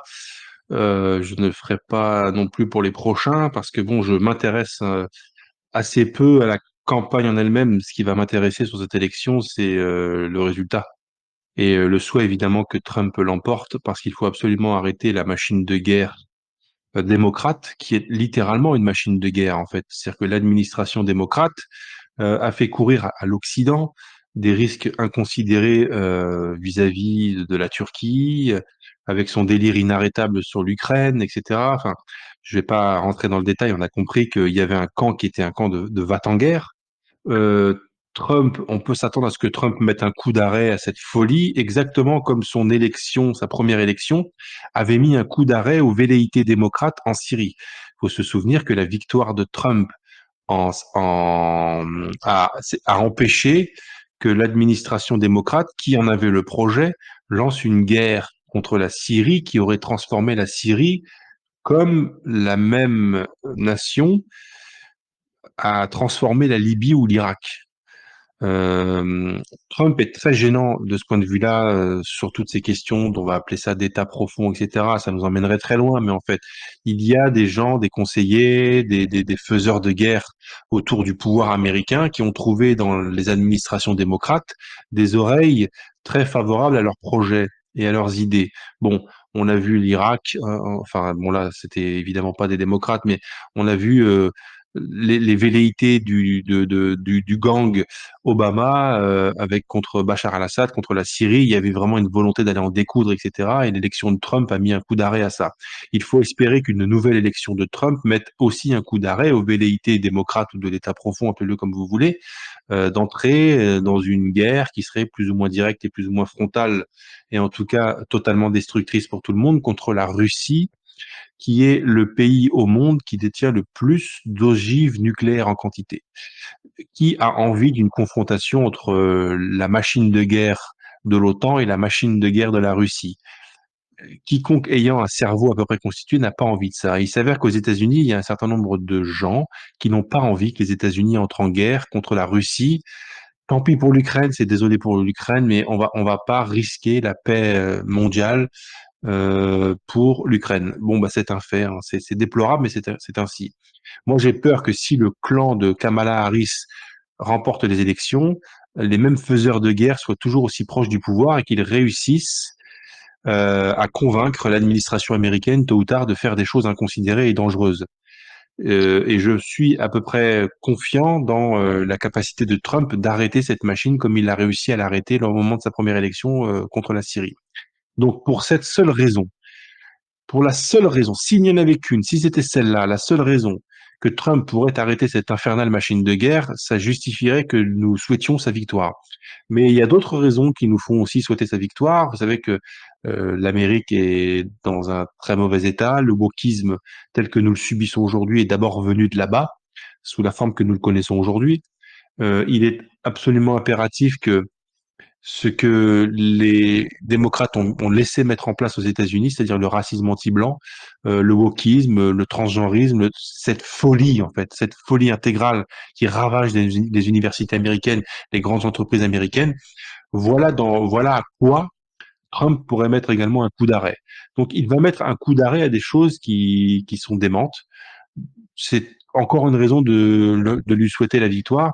Et on peut évidemment, de toute façon, lorsque on est un homme de bon sens et un homme qui a les pieds sur terre, considérer que ce vieil Américain typique est plus légitime à représenter les États-Unis que Kamala Harris. Non pas qu'elle ne soit pas représentative, hein, il y a toujours eu des Noirs, il y a toujours eu des Indiens, parce qu'on ne sait pas trop ce qu'elle est, aux États-Unis, etc. Mais enfin, je rentre dans un sujet périlleux, quoi. Mais on sait très bien qui a fait la Grande Amérique, qui l'a construite, qui a construit sa puissance. Donc, si les Américains veulent rester puissants, je pense que s'il y en a un qui est plus légitime à permettre à l'Amérique de redevenir un pays qui se regarde dignement dans le miroir et qui arrête de faire des guerres en permanence. Vous savez que Trump n'a pas fait de guerre pendant son mandat, voilà. Ça, plus ça, plus ça, plus ça, et obligatoirement, ça nous fait souhaiter une victoire de Trump, plus le fait que ça va faire chialer tous les gauchistes, et ça, c'est un plaisir dont on ne se, qu'on adore voir élection après élection. Donc, c'est tout ce que j'ai à dire, mais je vais pas m'amuser. Honnêtement, je suis comme Bruno, je vais pas passer des heures sur les réseaux sociaux à regarder. Voilà, s'il y a une petite punchline qui sort et qui tourne sur les réseaux sociaux, je vais la regarder, mais je vais pas regarder un débat en anglais pendant des heures, etc. Que Trump gagne, que les démocrates s'écroulent, c'est tout ce que je souhaite. Merci beaucoup pour vos deux réponses. Alors, puisque la conjoncture l'exige, excusez-moi, je suis pas fier de vous poser cette question quelque part, mais c'est vrai que ça revient toujours chaque année vers mi-septembre. Euh, alors pour Dijon, je sais qu'on parle pas de Dijon ce soir, mais le 11 septembre, c'est les 80 ans de la libération aujourd'hui, si je ne dis pas de bêtises. Et pour les États-Unis, c'est le 23e anniversaire d'un fameux attentat. Et la question que je vais vous poser, je vais commencer par Bruno. Croyez-vous en la version officielle? Je suis obligé de vous la poser parce que la plupart des commentaires vont tourner autour de là-dessus, autour de ce sujet. Bon, c'est un sujet périlleux parce que des deux côtés, il y a des versions foireuses. Là, je pense que la chose principale à retenir, c'est que je crois, de mémoire, il y a eu à peu près 3000 morts. Donc effectivement, pour les Américains, c'est un jour terrible, surtout que derrière, ça les a fait entrer en guerre contre Ben Laden et Al-Qaïda. Donc ça les a fait entrer dans... Certains disent que le 21e siècle commence le 11 septembre 2001 et en un certain sens, c'est complètement vrai. Après, sur la réalisation, sur la version officielle, le problème de la version officielle, si, je ne sais pas si nos auditeurs l'ont lu en entier, la version officielle n'est pas plus crédible que la série de vidéos de Jean-Marie Bigard sur ce même sujet. Il y a des zones un peu bizarres. Donc, il y a une version officielle qui existe, écoutez, dont acte. Il y a d'autres sujets qu'on n'a pas le droit de discuter sur lesquels il y a des versions officielles qui me laissent un peu perplexe. Voilà, je préfère pas trop me mouiller, ne m'étant pas renseigné plus que ça. Je m'étais beaucoup renseigné à l'époque. Dans les années 2011 et 2012, il y avait eu beaucoup de publications. De mémoire, je crois que c'est dans ces années-là que sort le livre duquel s'inspire Jean-Marie Bigard pour sa fameuse série de vidéos dont il a dû ensuite se repentir. Mais c'est vrai que la version complotiste et la version officielle, pour moi, sont plus ou moins équivalentes.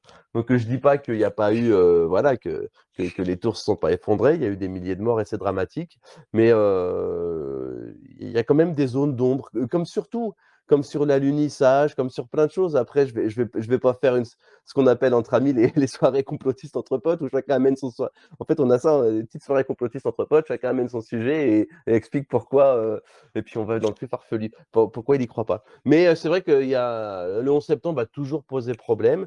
Après, derrière, ça déclenche une espèce de guerre bizarre, asymétrique entre des Américains qui essaient de faire la guerre à Al-Qaïda, puis qui arrivent juste à dégommer des chefs d'État avec des intérêts bizarres qui n'ont pas vraiment grand-chose à voir avec la sécurité des Américains.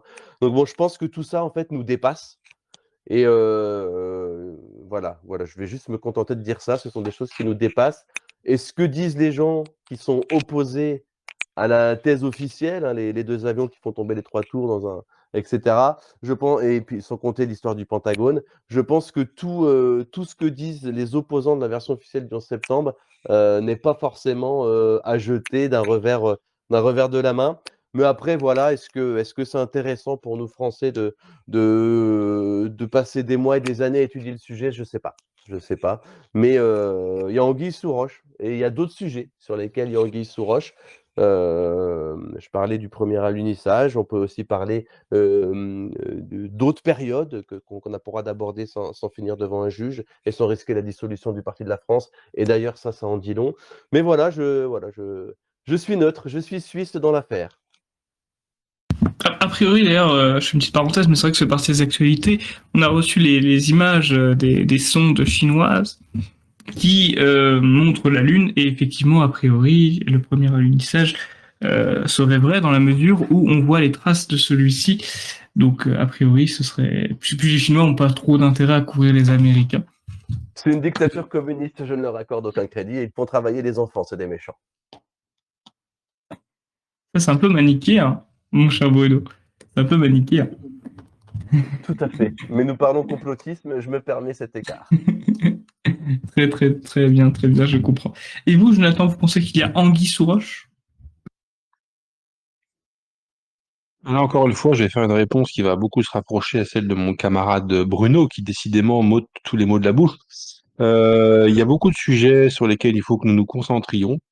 Il y a beaucoup de sujets sur lesquels il faut que nous démontrions notre sérieux absolu, parce que nous avons un objectif qui est un impératif absolu, c'est sauver la France. Et j'ai l'impression que chaque fois que nous allons nous aventurer sur des terrains aussi glissants, c'est peut-être grisant intellectuellement, c'est peut-être émoustillant parce qu'on a l'impression d'agacer le système, par exemple l'alunissage, par exemple le 11 septembre, par exemple les chambres. À chaque fois qu'on fait ça, je pense que on ne rend pas service à l'objectif que nous nous sommes fixés, qui est de sauver la France. Il y a beaucoup de choses à faire dans notre pays. Il y a un impératif, il y a une mission qui est la nôtre. Nous sommes probablement la dernière génération de militants politiques qui a encore peut-être la chance de sauver ce pays. Quand notre temps sera écoulé, il sera trop tard.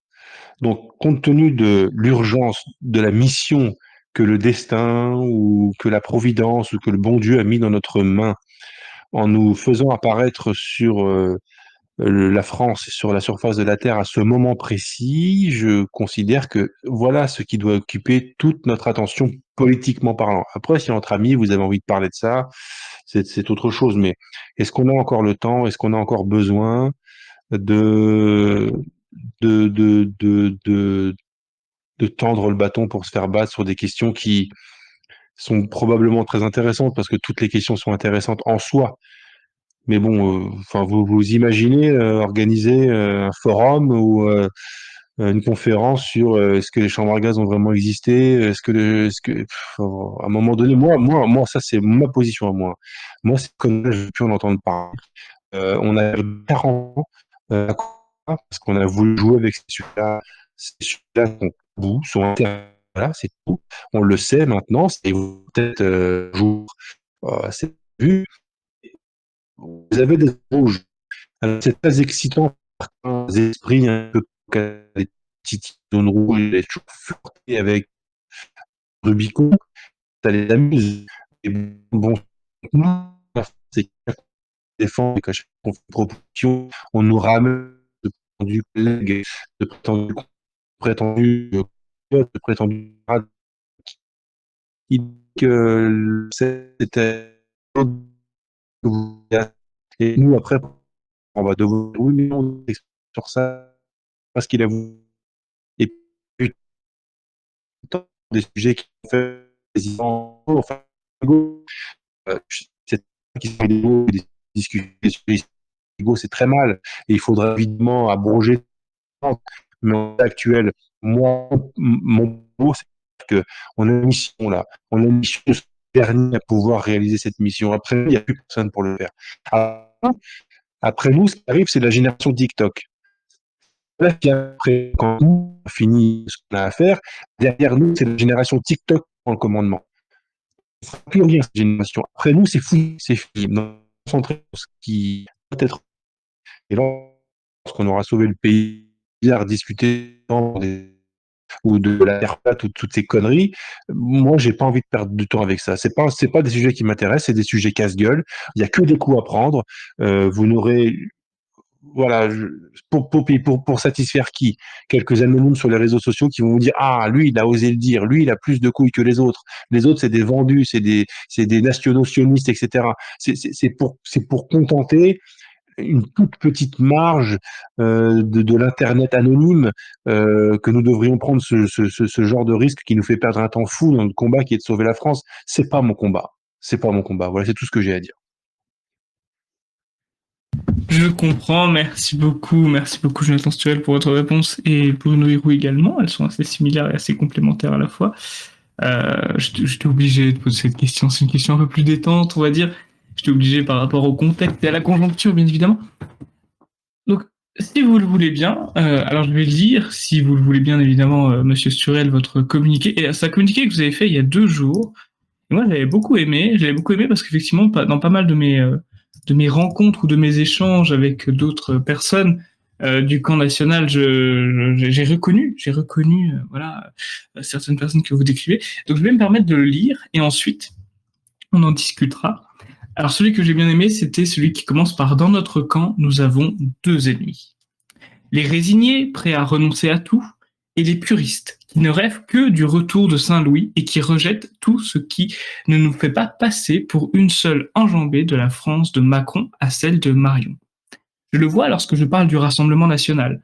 Encore hier, un puriste à la gomme se plaignait de ne pas trouver dans le programme du RN le retour de la peine de mort, la pénalisation de l'homosexualité, l'interdiction de l'avortement, le retour du catholicisme comme religion d'État, la réimmigration totale, immédiate et inconditionnelle, des lois d'exception contre les juifs, etc. Entre parenthèses, fallait lui parler du Parti de la France. Je plaisante. Je me demande dans quel genre d'univers mental parallèle ces puristes ont accepté de s'enfermer à force de surenchères répétées, d'enfermements sectaires et de consultations en circuit fermé des niches internet les plus radicales et loufoques. Et finalement, j'en arrive à la conclusion que les résignés et les puristes ont une psychologie assez proche en réalité. Le résigné admet qu'il ne veut plus livrer de combat, tandis que le puriste a trouvé un moyen de justifier son refus de livrer le combat en se faisant passer pour exigeant. Or, son niveau d'exigence est en fait une excellente base de repli et une justification parfaite de son inaction, et au fait que tout son militantisme, consiste à parler des juifs derrière un pseudo et un VPN. Les puristes ne veulent rien faire, rien changer. Leur simple plaisir et leur seule satisfaction sont de commenter avec morgue tout ce que font les autres et qu'ils ont en plus le culot de nous prendre pour des tièdes parce qu'ils ne se réclament pas à visage découvert le retour de l'étoile jaune. Excusez-moi, j'ai un petit peu de difficulté à lire, il se fait tard. C'est très facile d'être un puriste finalement, c'est assez confortable, cela ne demande guère d'efforts en ce sens que juger et insulter, ça ne réclame pas beaucoup d'efforts. À la limite, je préfère un résigné qui reconnaît qu'il n'arrive plus à y croire, qui abandonne par dépit et qui s'en excuse, à un puriste qui n'en fera jamais plus et qui se paye le luxe de se déguiser, lui en soldat exemplaire, et qui fait la leçon aux autres derrière son costume. J'étais à 2 doigts d'être accusé d'être de l'ogu, n'est-ce pas, sur mon niveau de lecture à l'avant-dernier paragraphe. Mais sinon, trêve de blague, je me suis beaucoup reconnu personnellement dans ce texte. Alors non pas en tant que personne concernée, mais il m'arrive beaucoup de discuter avec des royalistes notamment. Je ne crache pas sur les royalistes, mais je fais la distinction entre les personnes et les mouvements à tendance royaliste, celles qui sont dans l'action et qui ont une petite pensée effectivement pour le roi, et ceux qui sont purement royalistes et qui ne veulent pas du tout agir tant que le roi ne sera pas de retour. Et avec ces seconds, c'est très compliqué, très très compliqué déjà de les convaincre à militer, c'est presque impossible. Et en plus, ces personnes-là, souvent, vous donnent des leçons et ne font rien. Moi, j'avais eu une discussion pas plus tard que la semaine dernière avec un groupe royaliste, je vais taire le nom, mais ça m'a valu mon bannissement de ce groupe quand même. Et globalement, ils n'arrêtaient pas de me reprocher, c'est pas moi qui ai fait l'affiche, mais qu'il y ait la tête de Marion Maréchal sur une de nos affiches pour les élections européennes. Mais de l'autre côté, dès que je leur parle de qu'est-ce qu'ils font eux de leur côté, qu'est-ce qu'ils proposent de leur côté, et ils disent tout. Ils disent tous, excusez-moi, bah non, on ne fera rien tant qu'il n'y a pas le roi. Voilà, on attend le retour du roi.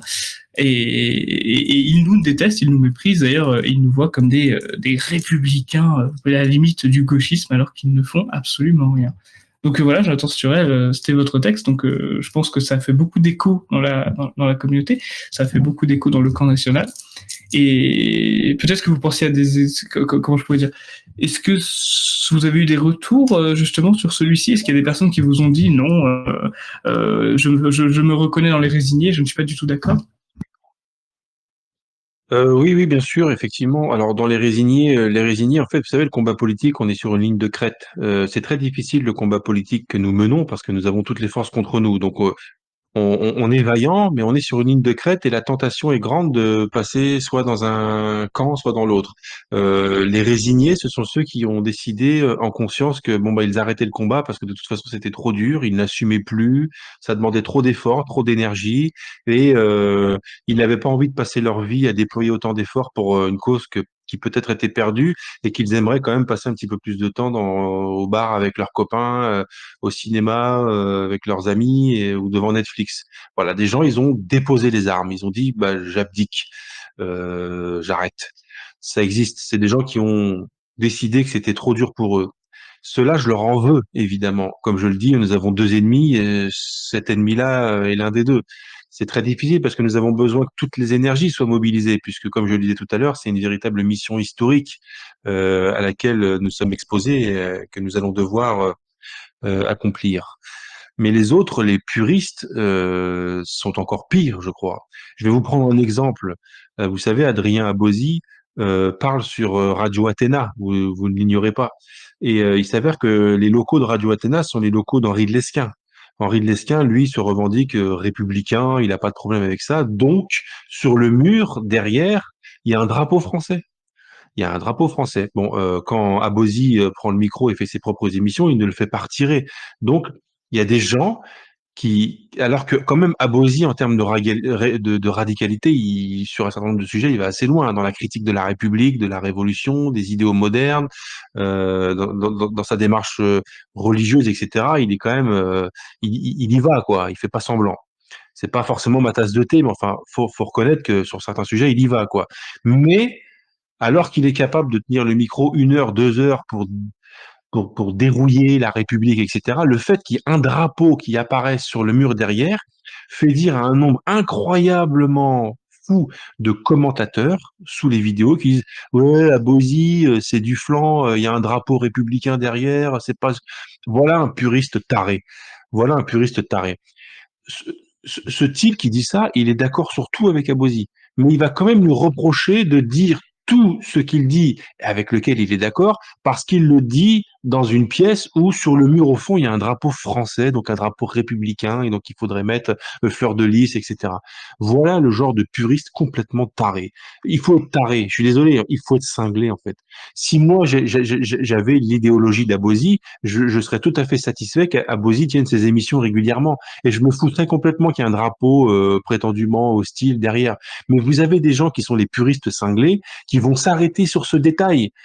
99% de ce à quoi ils assistent correspond à 100% de ce dans quoi ils croient. Mais le petit pourcent, c'est ce petit drapeau qui apparaît, et ben ça fait qu'ils vont mettre un commentaire hostile, ça fait qu'ils vont encore se plaindre, et ça fait qu'ils vont dire bah du coup je prendrai pas le livre d'Abosi.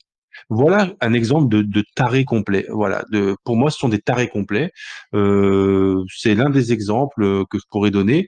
C'est pas pour défendre Abosi, hein, surtout que ces derniers temps, je suis pas économe de critiques à l'égard d'Abosi.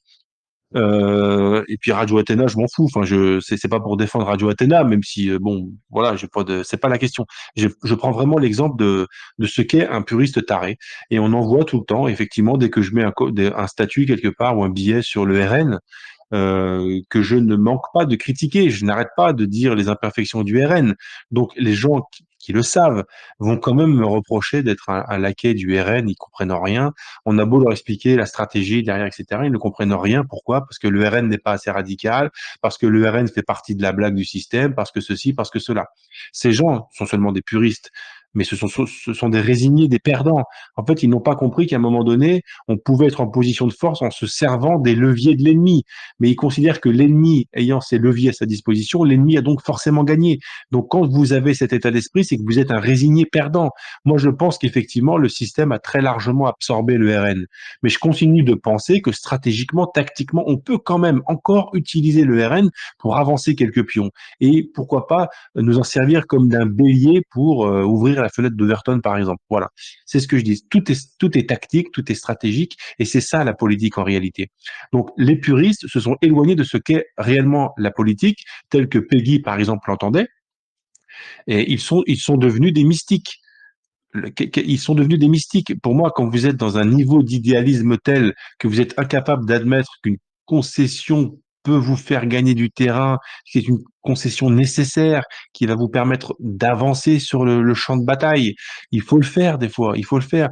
Vous savez, lorsque vous êtes à l'armée, vous faites vos classes, on vous apprend à faire la guerre. On vous dit, lorsque vous allez passer d'une colline à une autre, il vaut mieux ramper, comme ça vous êtes moins visible. Bon, dans le feu de l'action, ça va tellement vite qu'à un moment donné, vous rampez pas parce que vous avez besoin d'aller derrière la deuxième colline, mais d'y aller très vite. Si vous y allez en rampant, ça va être trop long. Donc vous vous levez, vous vous abaissez pour y aller, vous vous levez. Bon bah, vous êtes obligé de le faire dans le feu de l'action. Vous avez fait une concession à ce qui vous avait été enseigné. On vous avait dit, l'enseignement a été rampé d'une colline à une autre. Et là, vous vous êtes levé et vous avez couru. Donc, vous avez enfreint un point de la doctrine. Mais vous l'avez fait, donc vous avez fait une concession, mais vous l'avez fait dans votre bien, puisque la colline derrière laquelle vous étiez jusqu'à présent n'allait pas tarder à être prise d'assaut par l'adversaire. Et si vous vous étiez éloigné de cette colline en rampant, ça aurait été trop long, l'adversaire vous aurait vu et vous aurait abattu. Donc, vous avez fait une concession sur un point de doctrine.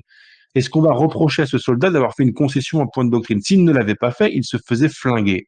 Donc, il a décidé de rester en vie, d'enfreindre un petit peu un point du règlement, de faire autrement que ce qu'on lui avait dit, mais c'est ce qui lui a permis de rester en vie. Voilà ce que j'appelle une concession nécessaire pour continuer le combat. Mais vous avez des puristes mystiques dans nos milieux qui sont incapables de comprendre ça et qui, comme je le disais dans mon billet, tant que vous n'allez pas leur promettre que demain, c'est la monarchie de Saint-Louis qui est de retour avec toutes les valeurs, tous les préceptes, etc., qu'on aime bien, hein, c'est pas la question, mais ça n'arrivera pas en une fois. Mais en réalité, ça n'arrivera plus jamais. Mais mettons que ça devait arriver, ça n'arriverait pas en une fois. Mais ces gens ne comprennent rien parce qu'ils n'ont pas envie de livrer le combat. Ce sont des feignants en réalité. Mais ils ne peuvent pas dire je suis un feignant, j'ai pas envie de mener le combat, mon petit confort, mon petit anonymat, ça me suffit largement, je critique les autres, ça me plaît, ça plaît à mon ego. Ils peuvent pas le dire ouvertement. Donc, ils se mettent derrière une espèce d'armure complètement fantasmée, du soldat exemplaire, du gars à qui on ne la fait pas, du gars qui a bien compris que le RN c'était des pourris, de gars qui ne se fait aucune illusion sur les élections parce que lui, vous comprenez, à lui on ne la fait pas quoi. Donc lui il bougera pas. Oui, mais mettons, on descend dans la rue, on va ouvrir une barricade. Il va vous répondre, oui, mais c'est pour le retour du roi. Bah non, c'est déjà pour débloquer un peu la situation. Ah bah alors j'y vais pas. Moi je milite que pour le retour du roi. Voilà le genre de puriste mystique complètement taré que je ne supporte plus dans nos milieux et qui me donne des fois envie de quitter, de m'éloigner de ce milieu parce que j'en peux plus. Bon, heureusement, ils sont minoritaires et de plus en plus minoritaires, mais c'est souvent la minorité qui est la plus bruyante sur Internet. Donc c'est pour ça que je pousse ce coup de gueule et que j'avais fait ce billet. Mais en réalité, évidemment, ces gens représentent 1% de la masse. La plupart des autres ont compris la nécessité de jouer tactique, de jouer progressif, de la jouer habile. Mais il faut vraiment qu'on se méfie lorsque ces mystiques commencent à prendre de l'importance dans nos milieux, dans nos groupes, dans nos canaux, sur nos réseaux, etc. Parce qu'ils peuvent désespérer bien en cours, comme on disait à l'époque. C'est-à-dire qu'en fait, ils peuvent convaincre d'autres de nos camarades de finalement ne rien faire tant que ce que nous faisons n'apportera pas la solution idéale clé en main qui libérera la France de tous ces maux en une seule fois. Ces gens-là découragent les troupes. Et nous sommes là à longueur d'année à essayer de mobiliser les troupes, à dire oui, ce qu'on vous propose de faire là maintenant, c'est pas parfait. Oui, vous allez aller voter pour Bardella aux européennes, ça ne va pas sauver la France demain, mais c'est une étape par laquelle on pense qu'il faut passer pour débloquer une situation parce que la situation en l'état est totalement verrouillée. Voilà ce qu'on passe notre temps à dire à nos camarades sur Internet dans la vraie vie. Et vous avez des gens qui viennent décourager les troupes et qui viennent vous dire, alors que vous avez passé des heures à structurer des argumentaires, des pensées, et eux, non, non, il est où son oui? Non. Ben voilà, j'en peux plus de ces barjots, j'en peux plus. Et ça rejoint un petit peu ce que je disais tout à l'heure sur les gens qui restent bloqués sur une certaine période de l'histoire et qui veulent pas en sortir. Et le combat de leur vie, c'est de nous prouver que euh, ça n'a pas existé. Moi, j'en peux plus, en fait. J'en peux plus. Moi, j'ai vraiment envie qu'on sauve ce pays. J'ai réellement envie qu'on sauve ce pays. Je ne peux plus de voir la France comme elle est actuellement. Je veux vraiment qu'on sauve ce pays. Et je suis certain que c'est pas avec ce genre d'illuminés et avec ce genre de lubie qu'on le fera. Au contraire, on va encore perdre du temps, on va encore devoir se justifier pendant des années. Il faut vraiment arrêter avec cette mentalité de perdant, avec cette mentalité de puriste, de mystique, de gens plus courageux que les autres, de gens à qui on ne la fait pas. Ça suffit. Ça suffit. Voilà, c'est un pas après l'autre et on verra quand on en aura fait 100 déjà. Mais ces gens-là voudraient que nous en fassions 1000 pas en une seule enjambée. Ça n'arrivera jamais. Merci beaucoup, Jonathan Stuel, pour votre réponse et votre éclaircissement sur effectivement ce coup de gueule. D'ailleurs, oui, Adrien Abosi, excusez-moi, j'écorche pas son nom du tout parce que par manque de respect, pas du tout. C'est juste que vous savez que j'ai toujours du mal avec les noms propres. Je le vois la semaine prochaine normalement. Et vous, Bruno Hirou, je suis sûr que vous avez envie de réagir à ce même sujet, à ce même coup de gueule. Allez-y, Bruno.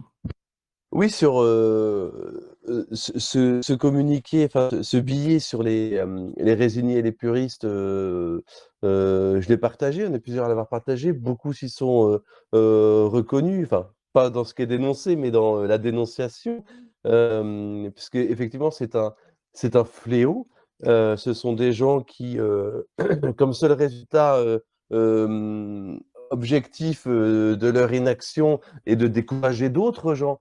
Et plus ils sont bons dans ce qu'ils font, c'est-à-dire plus ils sont bons dans le fait de se plaindre qu'on n'y aille pas assez franchement, qu'on n'aille pas assez loin, eh bien, plus ils sont bons là-dedans, plus le résultat de leur savoir-faire là-dedans, c'est de décourager un maximum de monde. Donc déjà, on reconnaît un arbre à ses fruits, et si ces gens-là étaient tout puissants, eh bien, en fait, il n'y aurait que des gens qui deviendraient impuissants à leur exemple. Donc c'est vraiment ubuesque, et ça a toujours été dénoncé, ça a toujours existé. Et comme l'a souligné Jonathan dans son intervention, il faut que les hommes d'action, ceux qui agissent, ceux qui réfléchissent, ceux qui produisent, ceux qui essaient de faire avancer les choses, en fait, tout simplement, eh bien, restent majoritaires, au moins dans leurs mouvements et sur leurs canaux. Et c'est très important.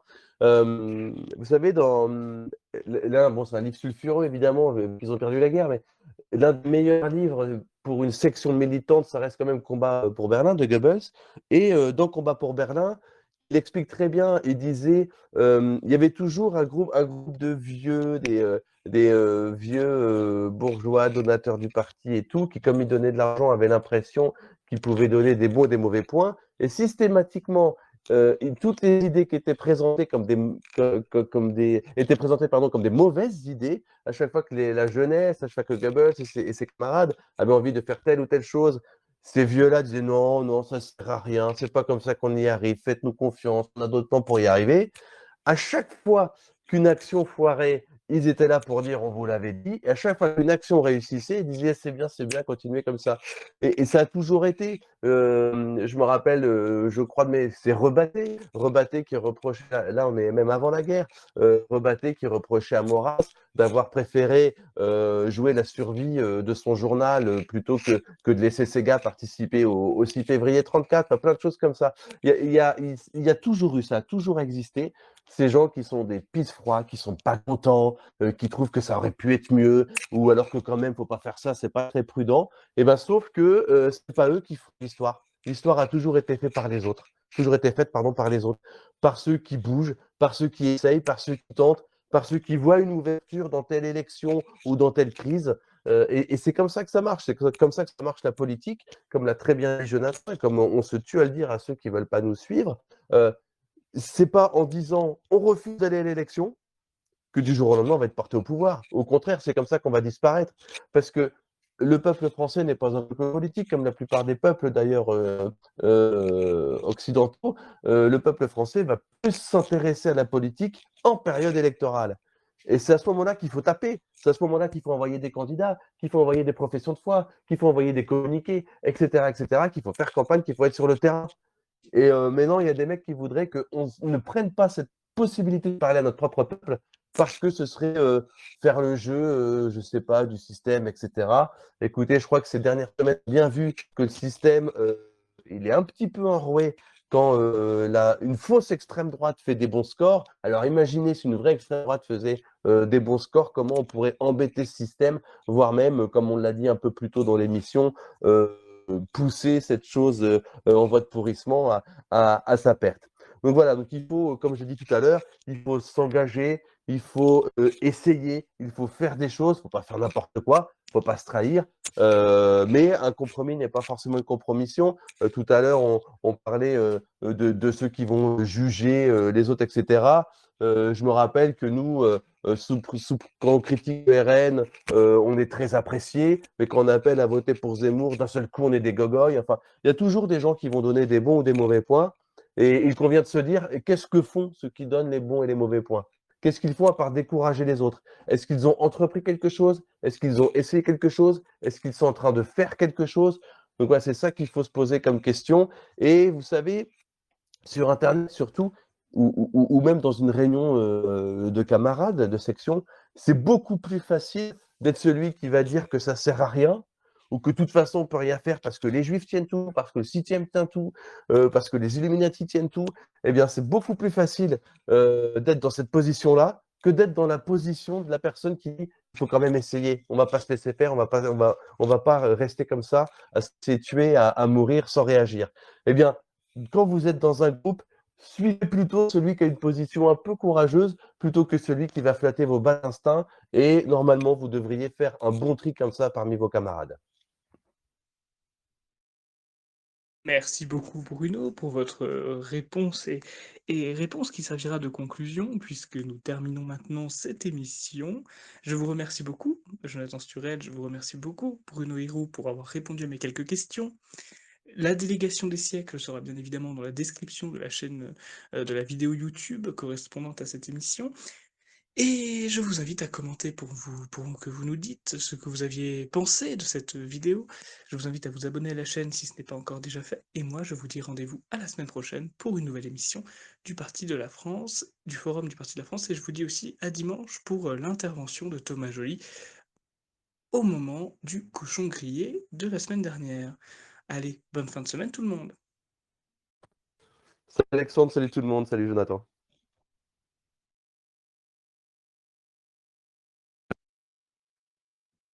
Merci, bonne soirée à tous.